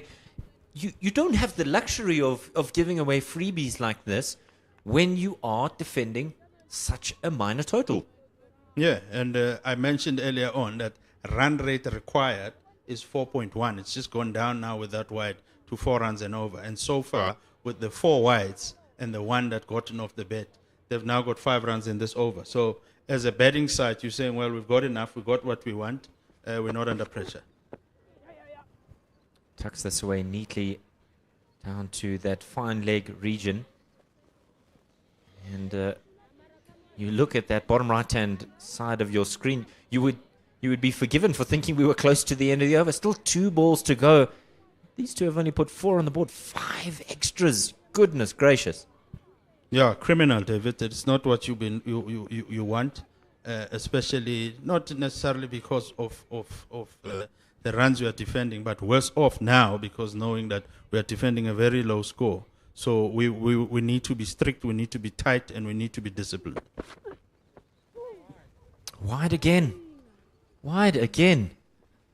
Refilwe Moncho was given the opportunity to bowl with a brand new ball to hopefully affect some sort of inroads here for the DP World Lions, and she's just not been on the mark.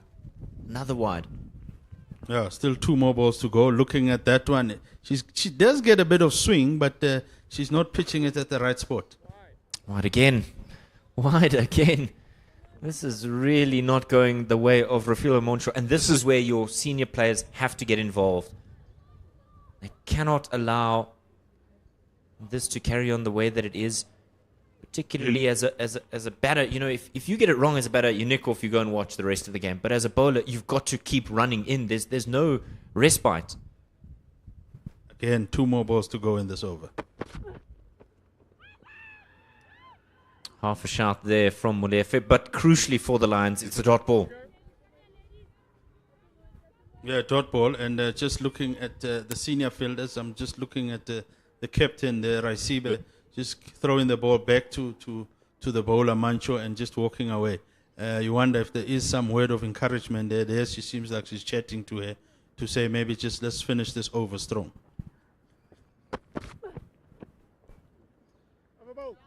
Yeah, you can just see that for half a moment we might have thought we would have an extension to that over, but having shifted across the stumps, you'll know that Law 22 will say that if the batter goes towards the off stump, the line moves with him. 2 overs have been completed. It was a long second over. It's 11 without loss.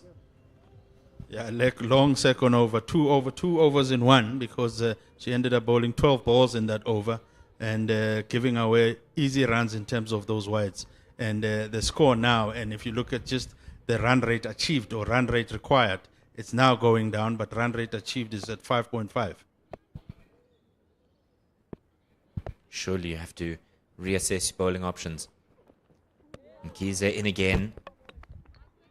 Molefe on target, trying to see if she can upset Laura Goodall, trying to effect a bit of a Johnny Bairstow dismissal.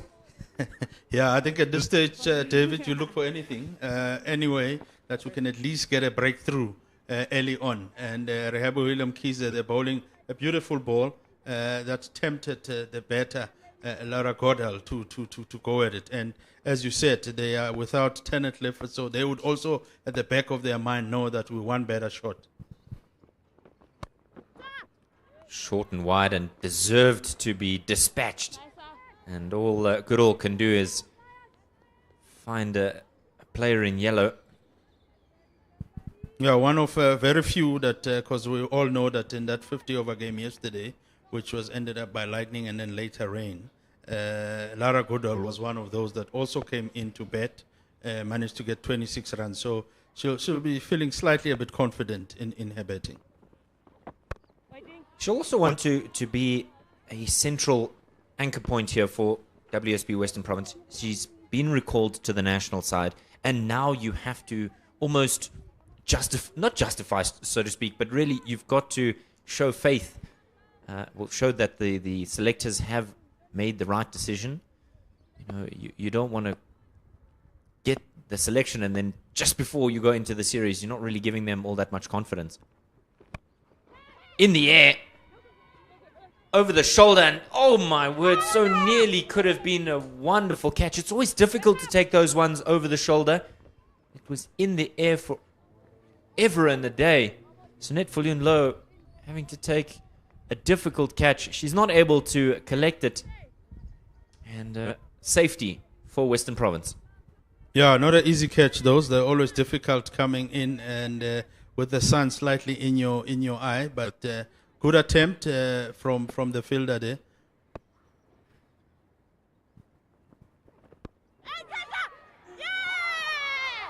Dividends has paid. She's toiled away. She's had Lara Goodall at 6s and 7s. A miscued stroke, caught and bowled. And the Lions have a vital breakthrough. It's 13 for 1. Yeah, good wicket. Good wicket in terms of getting Lara Goodall out because, and if we just look at the replay there, she bowls it slightly straight, and Goodall was looking to play that maneuver to that mid-wicket area and got the outside edge and straight back to the bowler. Yeah, it's just a miscued one. As you said, trying to work it onto the onside. Undone for the pace off of the surface. The Lions have their first and a small exhale for the home side, having picked up that wicket. There's so much more work to do, though. 69 runs required for victory. 1 ball remaining in the third. And that will bring Delmarie Tucker to the wicket. She's been prolific with the ball and now has an opportunity to do some good work with bat in hand. There may have been a temptation with the dismissal of Goodall to send in Fanikak.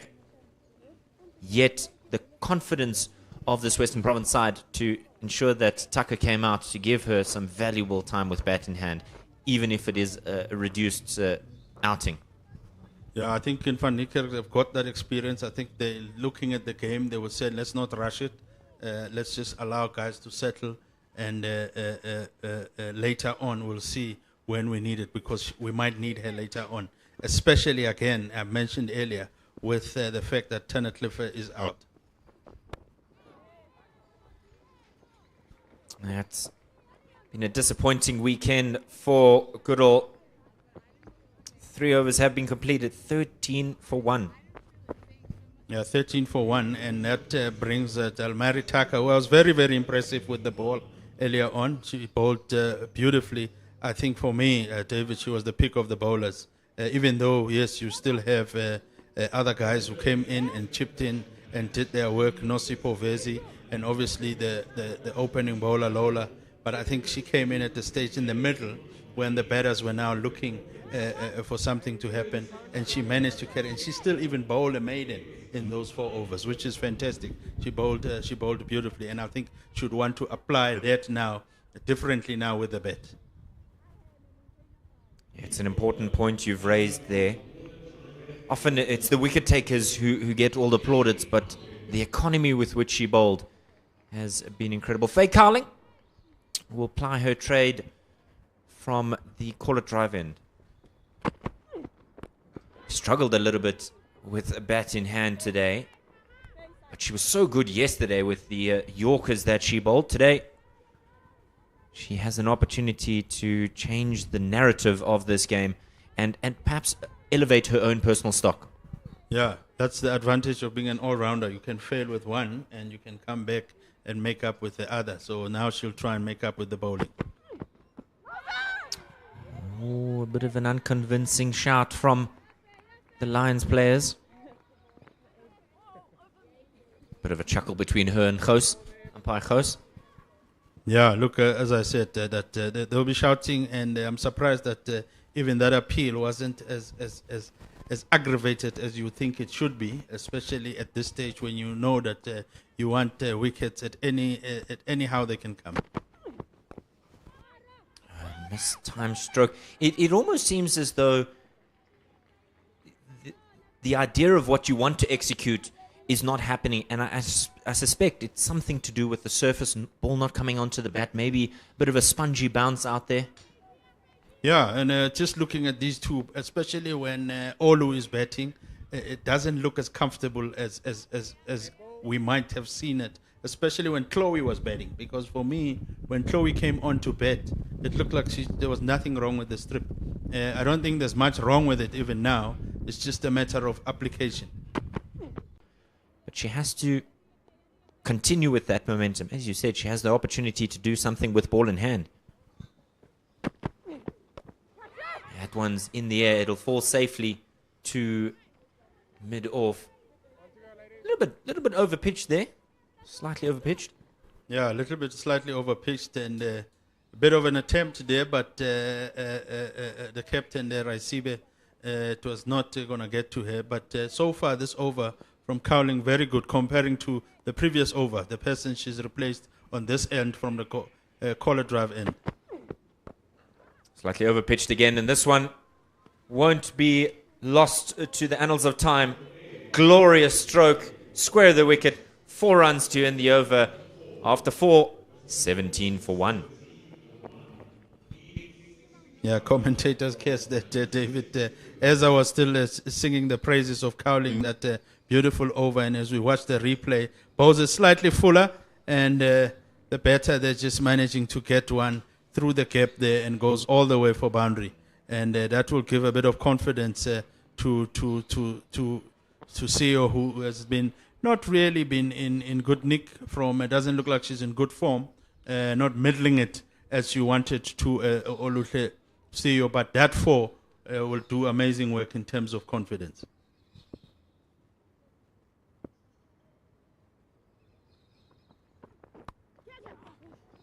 Plays that one off the back foot into a vacant third-man region, so just the single there available. And I think that's an important indication for the WSB Western Province side. There's no need for real risk. You can play quite sedentary cricket. You don't have to try and force things along because the game will naturally progress. Yes, the normal temptation is to move things along in T20 cricket. But there's no need, because it's a stroke like that is really a freebie. And no risk, but high reward here for Western Province. It's gone to the boundary for 4. Yeah, that's a beautiful shot from Aluhle CEO there. I think shot of the day so far. Fantastic shot if you look at that replay. And even the effort, not looking to hit it hard, and placed it beautifully in the gap for 4. And that previous 4 that she played in the previous over, as I mentioned, just a confidence builder. And now all of a sudden you're seeing strokes like this. Beautiful cricket shot there.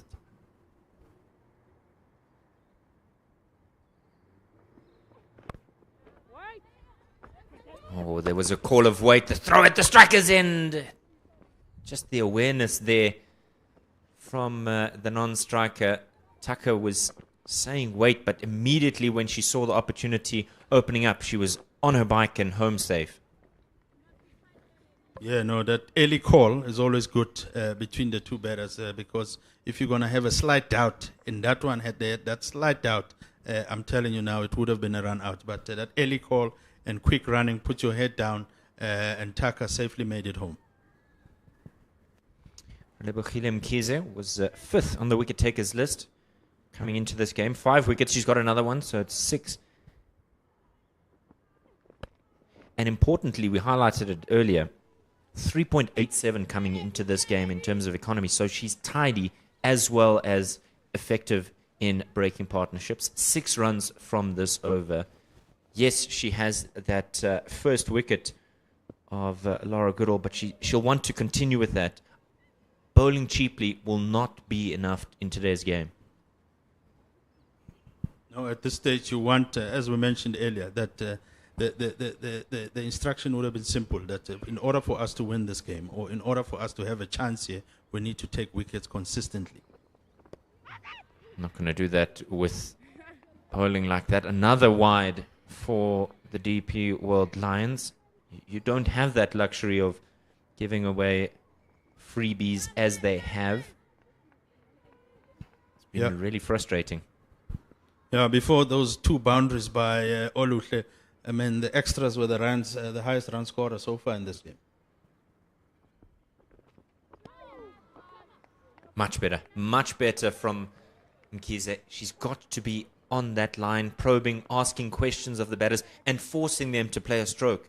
You're not forcing them to do anything but shoulder arms if you're bowling down the leg side.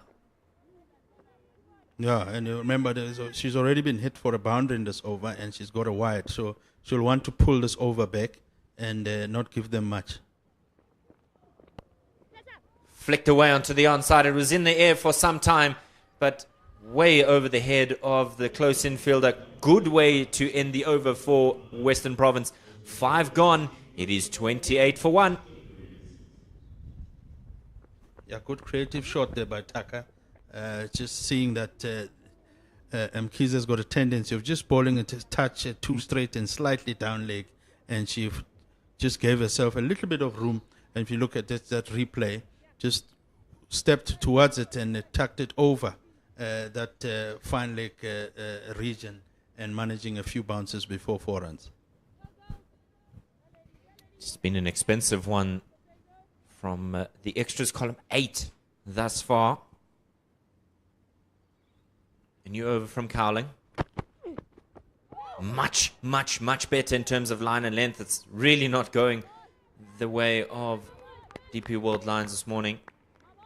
An inside edge that runs down to fine leg. Yeah, I was looking at the umpire there, Mr. Angus House, if he will signal a leg bias, but it looks like it caught the inside edge and it ran down to that fine leg region to get 1. And it puts Taka on the strike, I think for the first time today on the golf course end, and she'll be facing Cowling.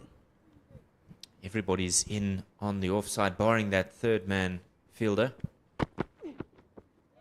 And that's exactly where Cowling is going to look to go after. That line is one that was effective for Mia Leila. And the question is, well, will she look to try and replicate the success by having that one that hangs out there? The difference may be the decision-making of Western Province. 100%. Good point there, David. Good point there.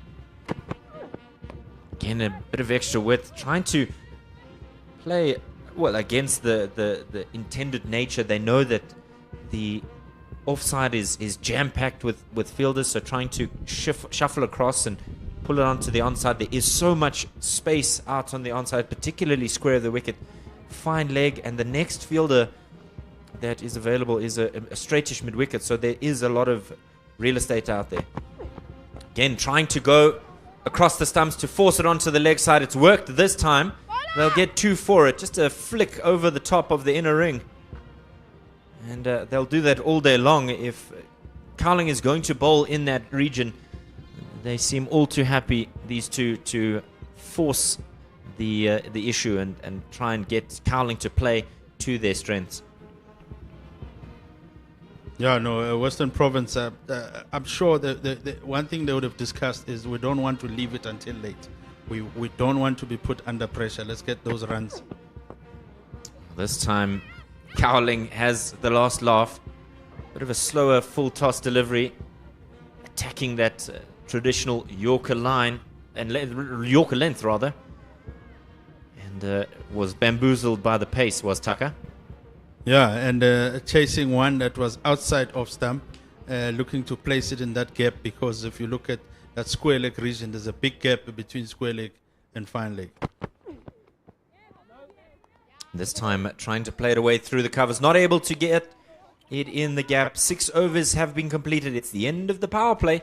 31 for 1. This partnership now worth 18. Yeah, and it's just looking across the country, you must remember in that Division 2 that there is that final of the T20 series that's starting at Bloemfontein between Knights and Eastern Cape Inyati. That should also be a hamdinger there. I'm told the weather there is also looking beautiful, just like it is here in Joburg, with the bull ring also just showing off. The sun is out, set for a beautiful cricket game. Well, we've been spoiled with good cricket this weekend. The Proteas doing well. Senaran Mutasami getting 100. Oh boy, we are definitely spoiled. Chloe Tryon to now turn her arm over from the golf course end. Noticing how the spinners did so well for Western Province. She's going to come around the wicket here to Oluhle Sio. Yeah, bowling from that end, call it, the golf course end, where Taka did that beautiful work.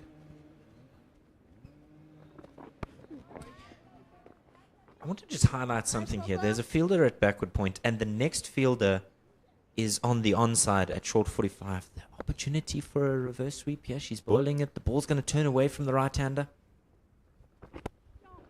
Tries to play this straighter and doesn't quite get it all. Yeah, they would have seen from their own, or try to reverse sweep and also go at those shots, creating shots. Down the wicket to try and upset the length of the off-spinner. There is a long on in place as well as car corner and deep backward square. So there is an opportunity for a single, but you have to hit against the spin. In the air for a time. Taken on the bounce. There's indecision in the field based on that ricochet. Yeah, a bit of mixed communication there between Sio and Taka. And fortunately for them, they decided to go against the run. As you know, your misfielding sometimes can create a wicket. Happy to defend that one. And it yields a run.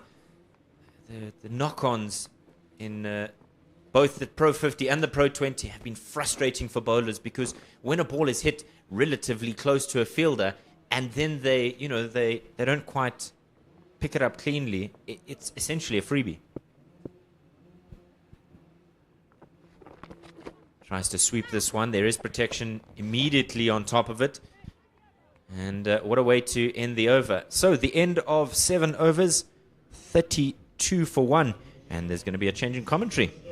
Bongani Ndaba is going to replace Colin Tlawa. You can see a bit of construction there in the top of your screen. Brand new lights being installed here at the DP World Wanderers. That's ahead of the 2027 World Cup. Having a look at where we are in this game, DP World Lions won the toss, 81 for 7. Brilliant performance from Tucker and Layla and Vezi and LaRue. A small contribution from Tryon and, well, something helpful from Rapo'o late in the innings there with Fulyun Low. And in response, 32 for 1, Sio 13 not out, Tucker 7 not out, Goodall gone for 4 from 11.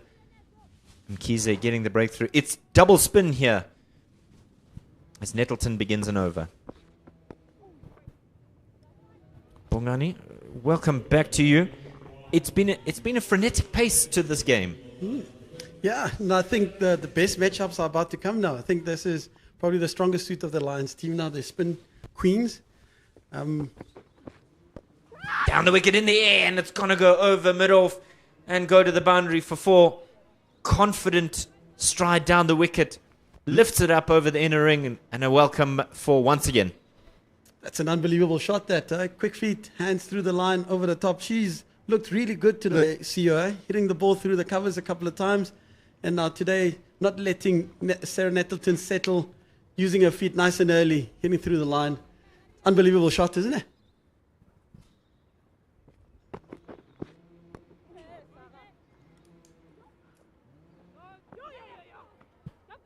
And another fielding error means that they get through for some extra runs. Yeah, and they really can't afford to be going through these today, particularly with what they've put out today. Probably not the greatest display, but again, a great bowling display from the WSB Western Province side early on. Sio on 19. Taka on 7. Trying to force her on the back foot there, trying to bowl a little bit quicker. It's frustrating as a fielding coach when you see the amount of handling errors.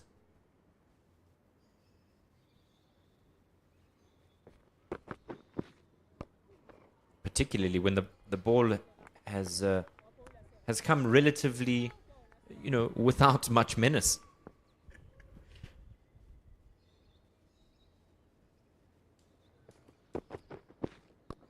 On the ground again, not able to get that one away cleanly enough. 8 overs have been bowled. It's 38 for 1. Bongani Ndaba, I'm going to pick your brain. Why Sarah Nettleton ahead of Relebohile? Not Relebohile Mkiza, forgive me. The captain herself, Ntozake. Why bring Nettleton on? I mean, I think Nettleton gives them a different sort of attack. I mean, she doesn't spin the ball as much, but is very accurate. Asks very good questions as well. And she's probably been one of their better bowlers as well. Yes, economically, maybe not as much in terms of wickets, but she gives you a different sort of, she attacks a different, or asks different questions from the batters. And in terms of just the two out there, Sweeps and sweeps hard. There is protection down there. Is she going to get a hand to it? And she does. What a brilliant bit of fielding down there in the deep. You almost thought that with the confidence with which she hit that ball, Nettleton was going to have to put in a special bit of fielding, and she does. Now that's something that a fielding coach will smile at. Have a look at that's this more one like again. it. That is more like it. As I said, if I come into commentary and I see this, it just excites me. Great movement, great commitment, and yeah, it's great execution as well. Just as I say that, they say it's a commentator's curse. Have a look at that. I think a bowler fights to stay in the over, fights to try and create something, and then just let down by her fielders. You save 2 runs and then you lose them again. You know, it's you save 2 rand to spend 2 rand somewhere else, and you can see in the body language of Tryon there. Not impressed. Sweeps this time in front of square. Nettleton again, confident in calling for that one early. And then it suddenly goes from being 3 runs from the first 3 deliveries, it's now 5 runs. And when the required rate is just 3.4, you don't have that luxury of playing around. Again, straight this time. Yeah, you need your fielders to back you up, particularly when that happens, Dave. And I think the biggest part, again, of getting Nettleton in is how accurate she is. So they know Delmi Tucker loves sweeping and reverse sweeping. So you want someone who's going to get the wickets in play every single time. So again, trying to force things onto the onside. Shuffling across, not allowing, again, the spin to settle. She's again, a person who hits the ball in different areas, and she will pose a different challenge to Chloe Tryon. Comes very wide of the crease here, and that means that she wants to get on the angle, dart it in, and maybe get some purchase. Not prodigious at this ground, but it's a good over that deserved a little bit better. Unfortunately, the runs will say otherwise. 9 overs gone, 45 for loss of 1 wicket. I think one big thing that I can say about Delmi Tucker, what she has brought to the crease, is a little bit more dynamic. She tried to be proactive, not really allowed the spin to settle. So she'll try and reverse sweep. You know, as we look at the bowling for today from the Lions, I think Refile Muncho will probably be disappointed in terms of setting the tone with that. I think it wasn't a great first over. 6 wides. She bowled 2 overs in a single over. 2 for the price of 1. Listen, Black Friday is just around the corner, but this is maybe an early one. And then to top it all off, miss a ball at point, give away 2 more runs. Straight this time. Allows her to just tuck it onto the onside. Genuinely, no pun intended, when Tucker plays a stroke and we say tucks it onto that. It really isn't intentional. That's purely accidental. Tell us. Again, she's been very good. A rock again behind this Western Province side. Outside edge. Molefe didn't quite catch it out the edge there. It just kind of popped up, and the signal is buys. I thought she caught the edge there. Forgive me. I think at the moment the Lions coaching staff would love anything to get a wicket. So at the moment you're speaking their language.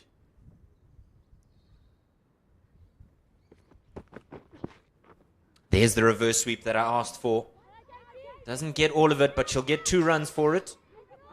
Whoa, will she? Because now there's a bit of catastrophic running there in the middle. The throw was one that left a lot to be desired. Not a clean take from Molefe. Oh boy, everything and nothing at the same time. Yeah, and these are the moments. These are the moments where you build a bit of momentum, where you create something out of nothing. Meso ran hard after that, released the ball quickly, and it's just the keeper just failed to gather that. cleanly. Much tighter to the stumps. A better line here from Nettleton. And also just pay special attention in terms of the pace that she will bowl at.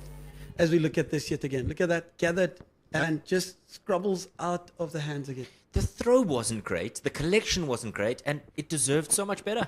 I think that just highlights where the Lions have been today. I think compared to the team that was there yesterday, it looks like a totally different outfit. You know, I mean, this is probably something that they will not be proud of putting in terms of the brand and the execution of what they've run out today.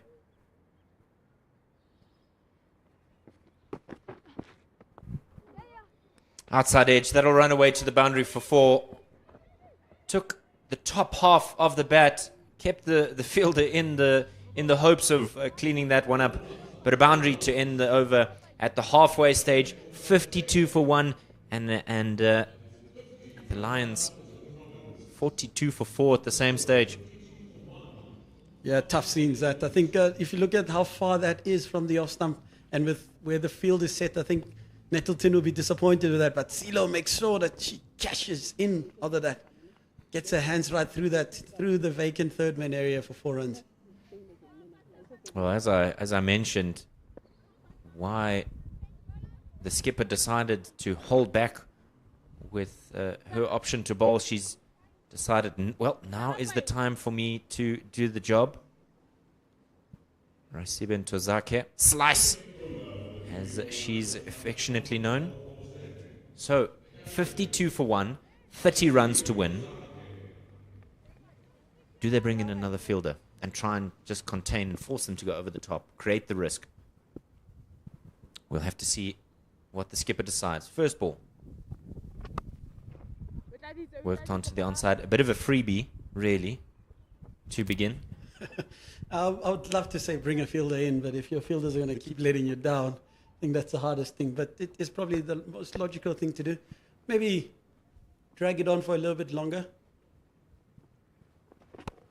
In the air, inside out. It'll go over the top of the inner ring fielders. Will it be railed in? It will not. And another boundary to Western Province as they march on here towards almost certain victory. Definitely. And I think at the back of that, I mean, as we look at that CEO shot again, at the back of all of this, Dave, you've got to think about when, again, staying just on the inside of half of them, making sure that she can get her hands through over the offside. I think you always want to think as a Lions side or a team that's defending, what can you do? What can you get out of this? As they sneak again another single at extra cover. And probably the biggest part that they can get out of this is maybe now try and defend that bonus point, you know. So you give yourself different targets for you to stay in the game. So now it's about making sure that we can get past the 16th over. Can we do that as a bowling side? What a bit of elegant innovation. Comes across, swipes at this one, and another boundary. So back-to-back in this over. It really is going all the way of WSB Western Province. Wonderful stuff for 4. Tell me, Tucker, known for all of these. Again, using the crease. Look at how she moves across and onto the offside, opens up the leg side, beats Faye Cowling on her inside. This is why she's as dynamic, and this is why Coach Claire loves having her in her batting unit, because she just gives you different stuff. I mean, look at Sia on the other end, looking to hit the ball down the ground, and you've got Delmi Tucker tucking everything behind square. Punch down the ground for a single. And it has been a prolific over for WSB Western Province. 63 for 1 after 11 overs. That's been an unbelievably good performance from the WSB Western Province side. As we look at, again, the current partnership, run a ball, easy, showing a lot of control, a lot of composure out there. Been a lot to like out of this partnership. What have you enjoyed the most out of this, Dave? For the most part, it's been relatively calm and collected. I don't feel at any point that they have been in a rush to try and force things and, you know, really get good confident time in the middle. It's just knock it around. Yes, when the opportunity presents itself, in order to score, they have done exactly that. Change of bowling. Khomotso Rapo'o is the 7th bowler. Oh, she almost choreographed that one. Scoops it over the head of the wicketkeeper. I could see it coming before she let the ball go. Thought Rapo'o would have been able to see that, not able to do anything about that, it seems. Yeah, and again, it's one of those things as a batter, when you understand your game, when you understand where the gaps are, you're able to force a fielding side to bowl and have certain game plans against you. Inside out, over the top. And another one will run away to the boundary for 4. It's the longer boundary of the 2. And Western Province are marching on. They're really marching on. They're really marching on. And Sio is leading the charge as well. Missed out yesterday, and then today she's just on a different level. Just tad full, overpitched, and she's made sure that she capitalizes. That's been, again, a signature shot of hers today.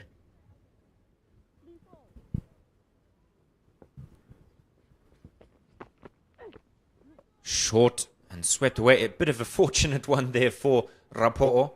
She really got away with that one. Got away with one of those.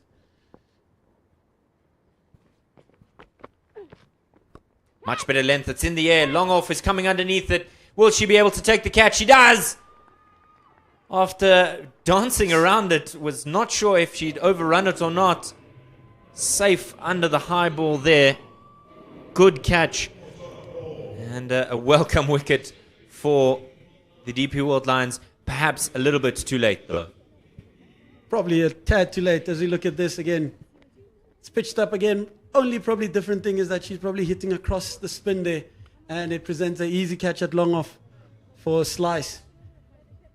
Have a look at that again. I just think maybe looking to go towards long on instead of maybe going in with the spin.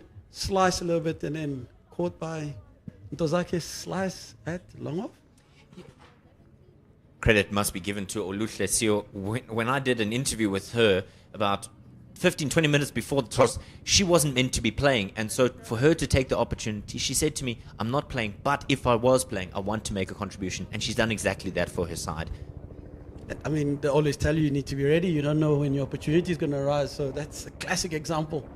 A lot of accidents and a lot of things happen during warm-up, and here's another one that's shown where players given an opportunity when she was probably not expecting one, and to go off and raise your hands, that's what you want to be doing. To go off and contribute, that's what you want to be doing, particularly giving an opportunity like that. You do know that you're in a batting lineup that possesses a Faye Tunnicliffe, a Dene van Niekerk, a Lara Goodall, who have probably done the bulk of the work this season. And when there's an opportunity for you to do something, to go off and do that, that shows brilliance and shows a different type of mindset. 96 runs this season at a strike rate of 99. Dane van Niekerk, number 5 on the run scoring list, strides to the crease, and the job all but done. So an opportunity for her to perhaps hit the winning runs a little bit later with her reunited South African teammate Delmarie Tucker. Well, that shows the confidence. Reverse sweep and elegantly executed 4 runs. Class is permanent. Class is permanent. Again, as I've always said, it's about making sure that you make your play early. And Dane van Niekerk, first ball, whips out the reverse sweep. Snickles it past a point and 4 runs. Sets the tone, sets the tone. Clearly in a hurry here. Look at that one. Immediately, she knew exactly what she wanted and was able to execute. Didn't even really wait for the ball to pass the fielder before she ran. This time off the back foot doesn't quite cue it as she would have hoped. Awkward bounce there. 12 overs have been completed at 72 for 2. And we're going to have a change here in commentary for the final 10 runs.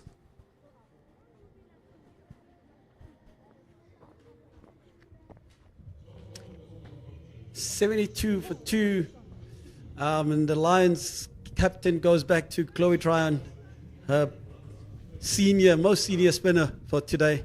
And and I think it's been a tough day for the Lions out here today. I think both with bat and with ball, they have probably not been up to scratch. And credit has to be given to the WSB side that maybe suffered a little bit in the field yesterday. How they've bounced back today in all three facets has been incredible to watch. I think the coach will be definitely proud of her girls. They talk a lot about having energy, about having bounce back ability, and they've shown that today. As I welcome back Colin Chloe onto the mic here.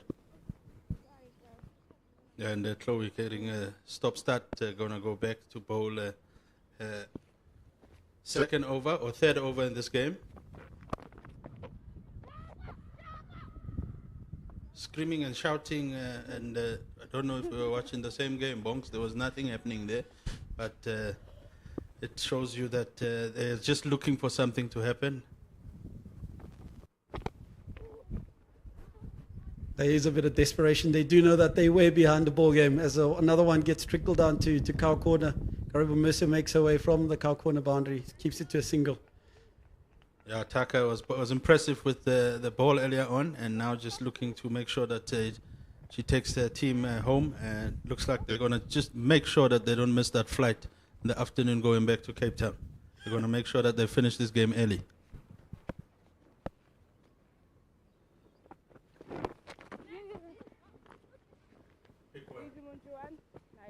Quick single again, kept in. Yeah, you mentioned earlier on, sorry, Bonks, about Dane van Niekerk. It looks like she never left there. The experience is there. They say you don't buy it at Pick and Pay, and it just shows that she could come in and a bit of a scoop there with the fielder and a bit of a chase, but they're just going to remain as one run. And as it takes the score to 74, with now just 7 runs to win. Still plenty of overs to go. But as I said earlier on, Western Province just making sure that they're going to finish this. Whips out the reverse sweep yet again. Desperate stop at point from Relebogile Mkhize. And I think I've been really impressed with how the Western Province batters, yes, maybe they didn't have as much scoreboard pressure, but in terms of how they've looked to make a play, be dynamic in their scoring areas. And their scoreboard has kept on ticking, which was something that you made a point of early on in the Lions game. Or in the Lions batting innings. I think that's probably been the biggest difference. There hasn't maybe been as many big shots, but they've kept that scoreboard ticking. Yeah, 100%. And that just shows the experience that they've got and the approach. As we say, that if she plays a beautiful one through that mid-wicket region to get one, is Taka. And now just taking her own score to 25 of just 27 balls. And it finishes the over at 77 for 2 after 13 overs. And at this stage, they're on cruise control. I mean, if you look at the run rate required, it's 0.7. So they can actually give away a couple of maidens in this game. But I don't think that's in their mind. They would want to finish this, if anything, get these 5 runs in this over coming. Absolutely. I think there is a bonus point at stake here. So, I mean, I think that 1 point will go a long way towards playing a big mark later on in the innings. And I just want to take you back to early on. You were here in the first stint, and both captains wanted to have a bat first.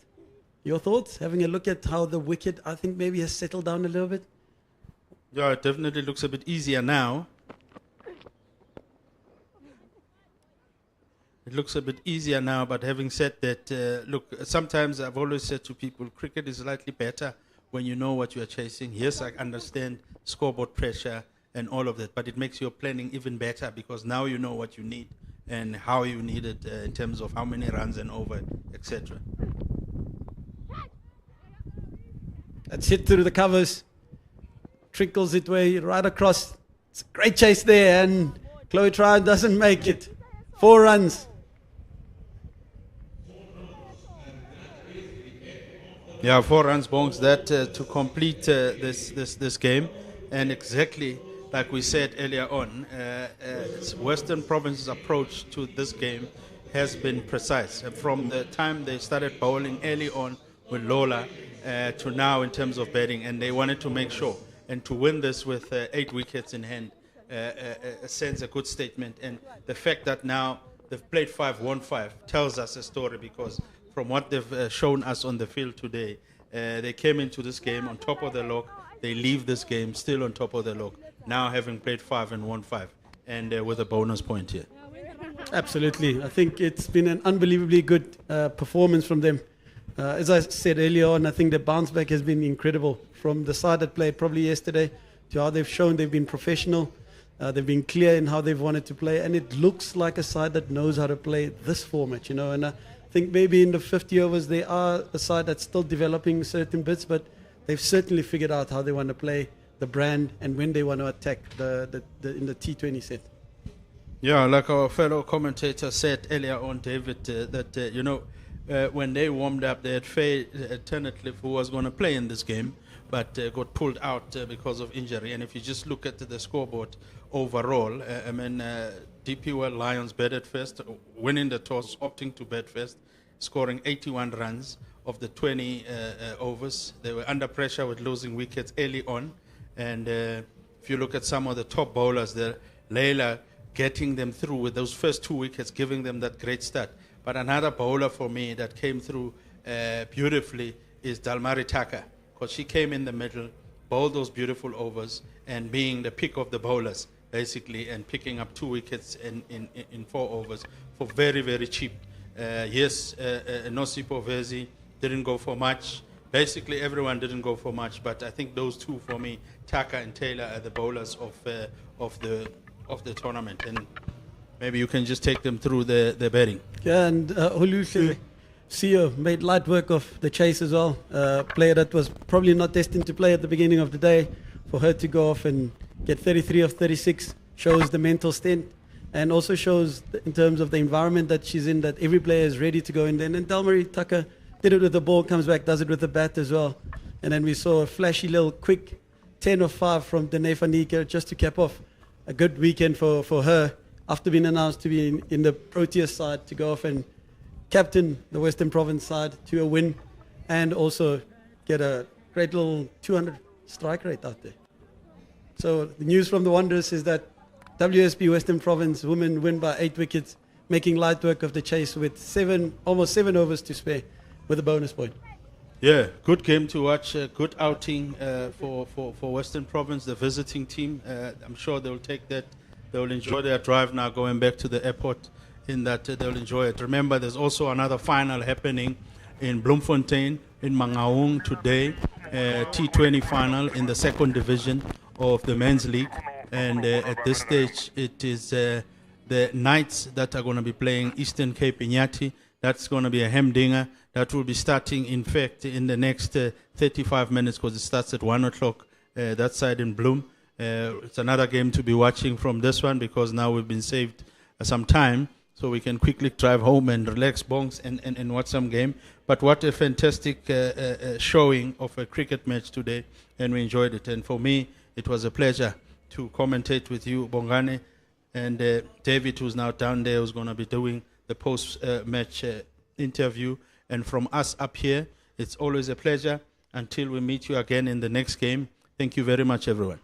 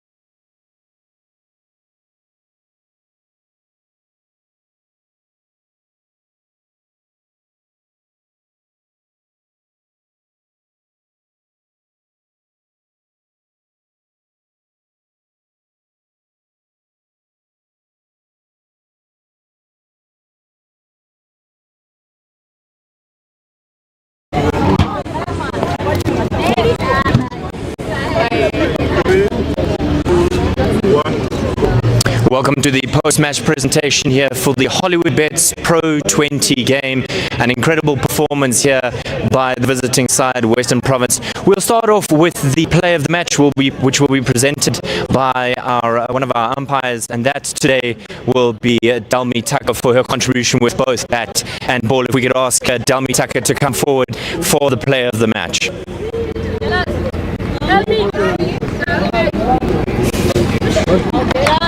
We'll ask one of the umpires to come forward as well to present the play of the match for a contribution with both bat and ball.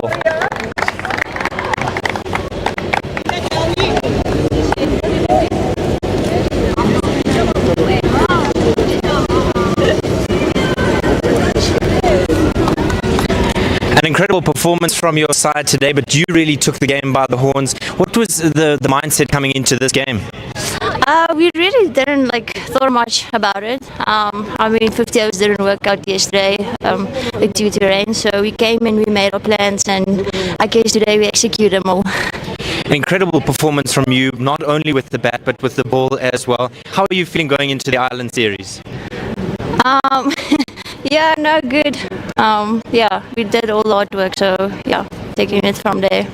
Congratulations on your performance. Thank you so much. Well done there to Dalmi Tucker. Now we're going to call up the captain from the DP World Lions, Raisibe Ntozake. Skipper, tough outing today. You won the toss and decided you'll have a bat, but it really didn't go well from the first over. Yeah, it didn't really go our way, but it's one of those things where you get to live and you learn from them. I think this is going to be a great learning curve for us as a team, and hopefully we'll come back stronger.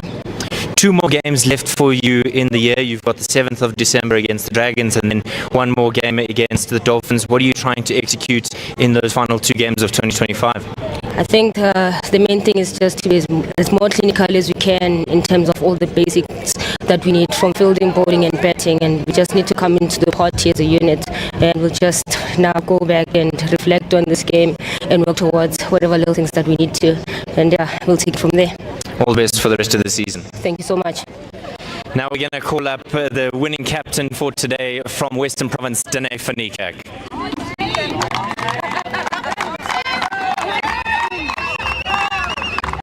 Last minute captaincy decision, but I'm sure you'll take it every time when your team performs like that. Oh yeah, they just made it easy today. We speak about execution and plans, and yeah, it's always nice when it comes off. What is the secret that you guys have? Because against the Finns you did exactly the same thing, struggled a little bit in the 50 over, but 20 overs you really switched on. Oh, well, I wish we knew the recipe, because we'll probably do it in the 1 days as well, but no, we said it's our favorite format, and I think just the plans are clear, and I don't know what it is about T20 cricket, but there's a World Cup coming up, so I think there's a bit of hype around that as well. So no, just a good day all round. It's good to come back after a very disappointing day yesterday. A long gap between this game and your next one in 2026 in February, I believe. So what are some of the things that you will be looking to do as a side to make sure that you remain fresh? Oh, well, there's a great program in Western Province, and the team trains all the time, so I don't think anything will change. Just staying fresh and on top of the skill, and yeah, just try and carry the momentum. It's hard because it's a couple of months, but yeah, just trying to keep the positives going, and yeah, as long as the momentum goes, then hopefully we can get the 1 days, coincide with the T20s. All the best for Ireland. Yeah, thank you. And the result here from the DP World Wanderers is that Western Province have absolutely dominated today's game for a victory in the Hollywoodbets Pro20 series.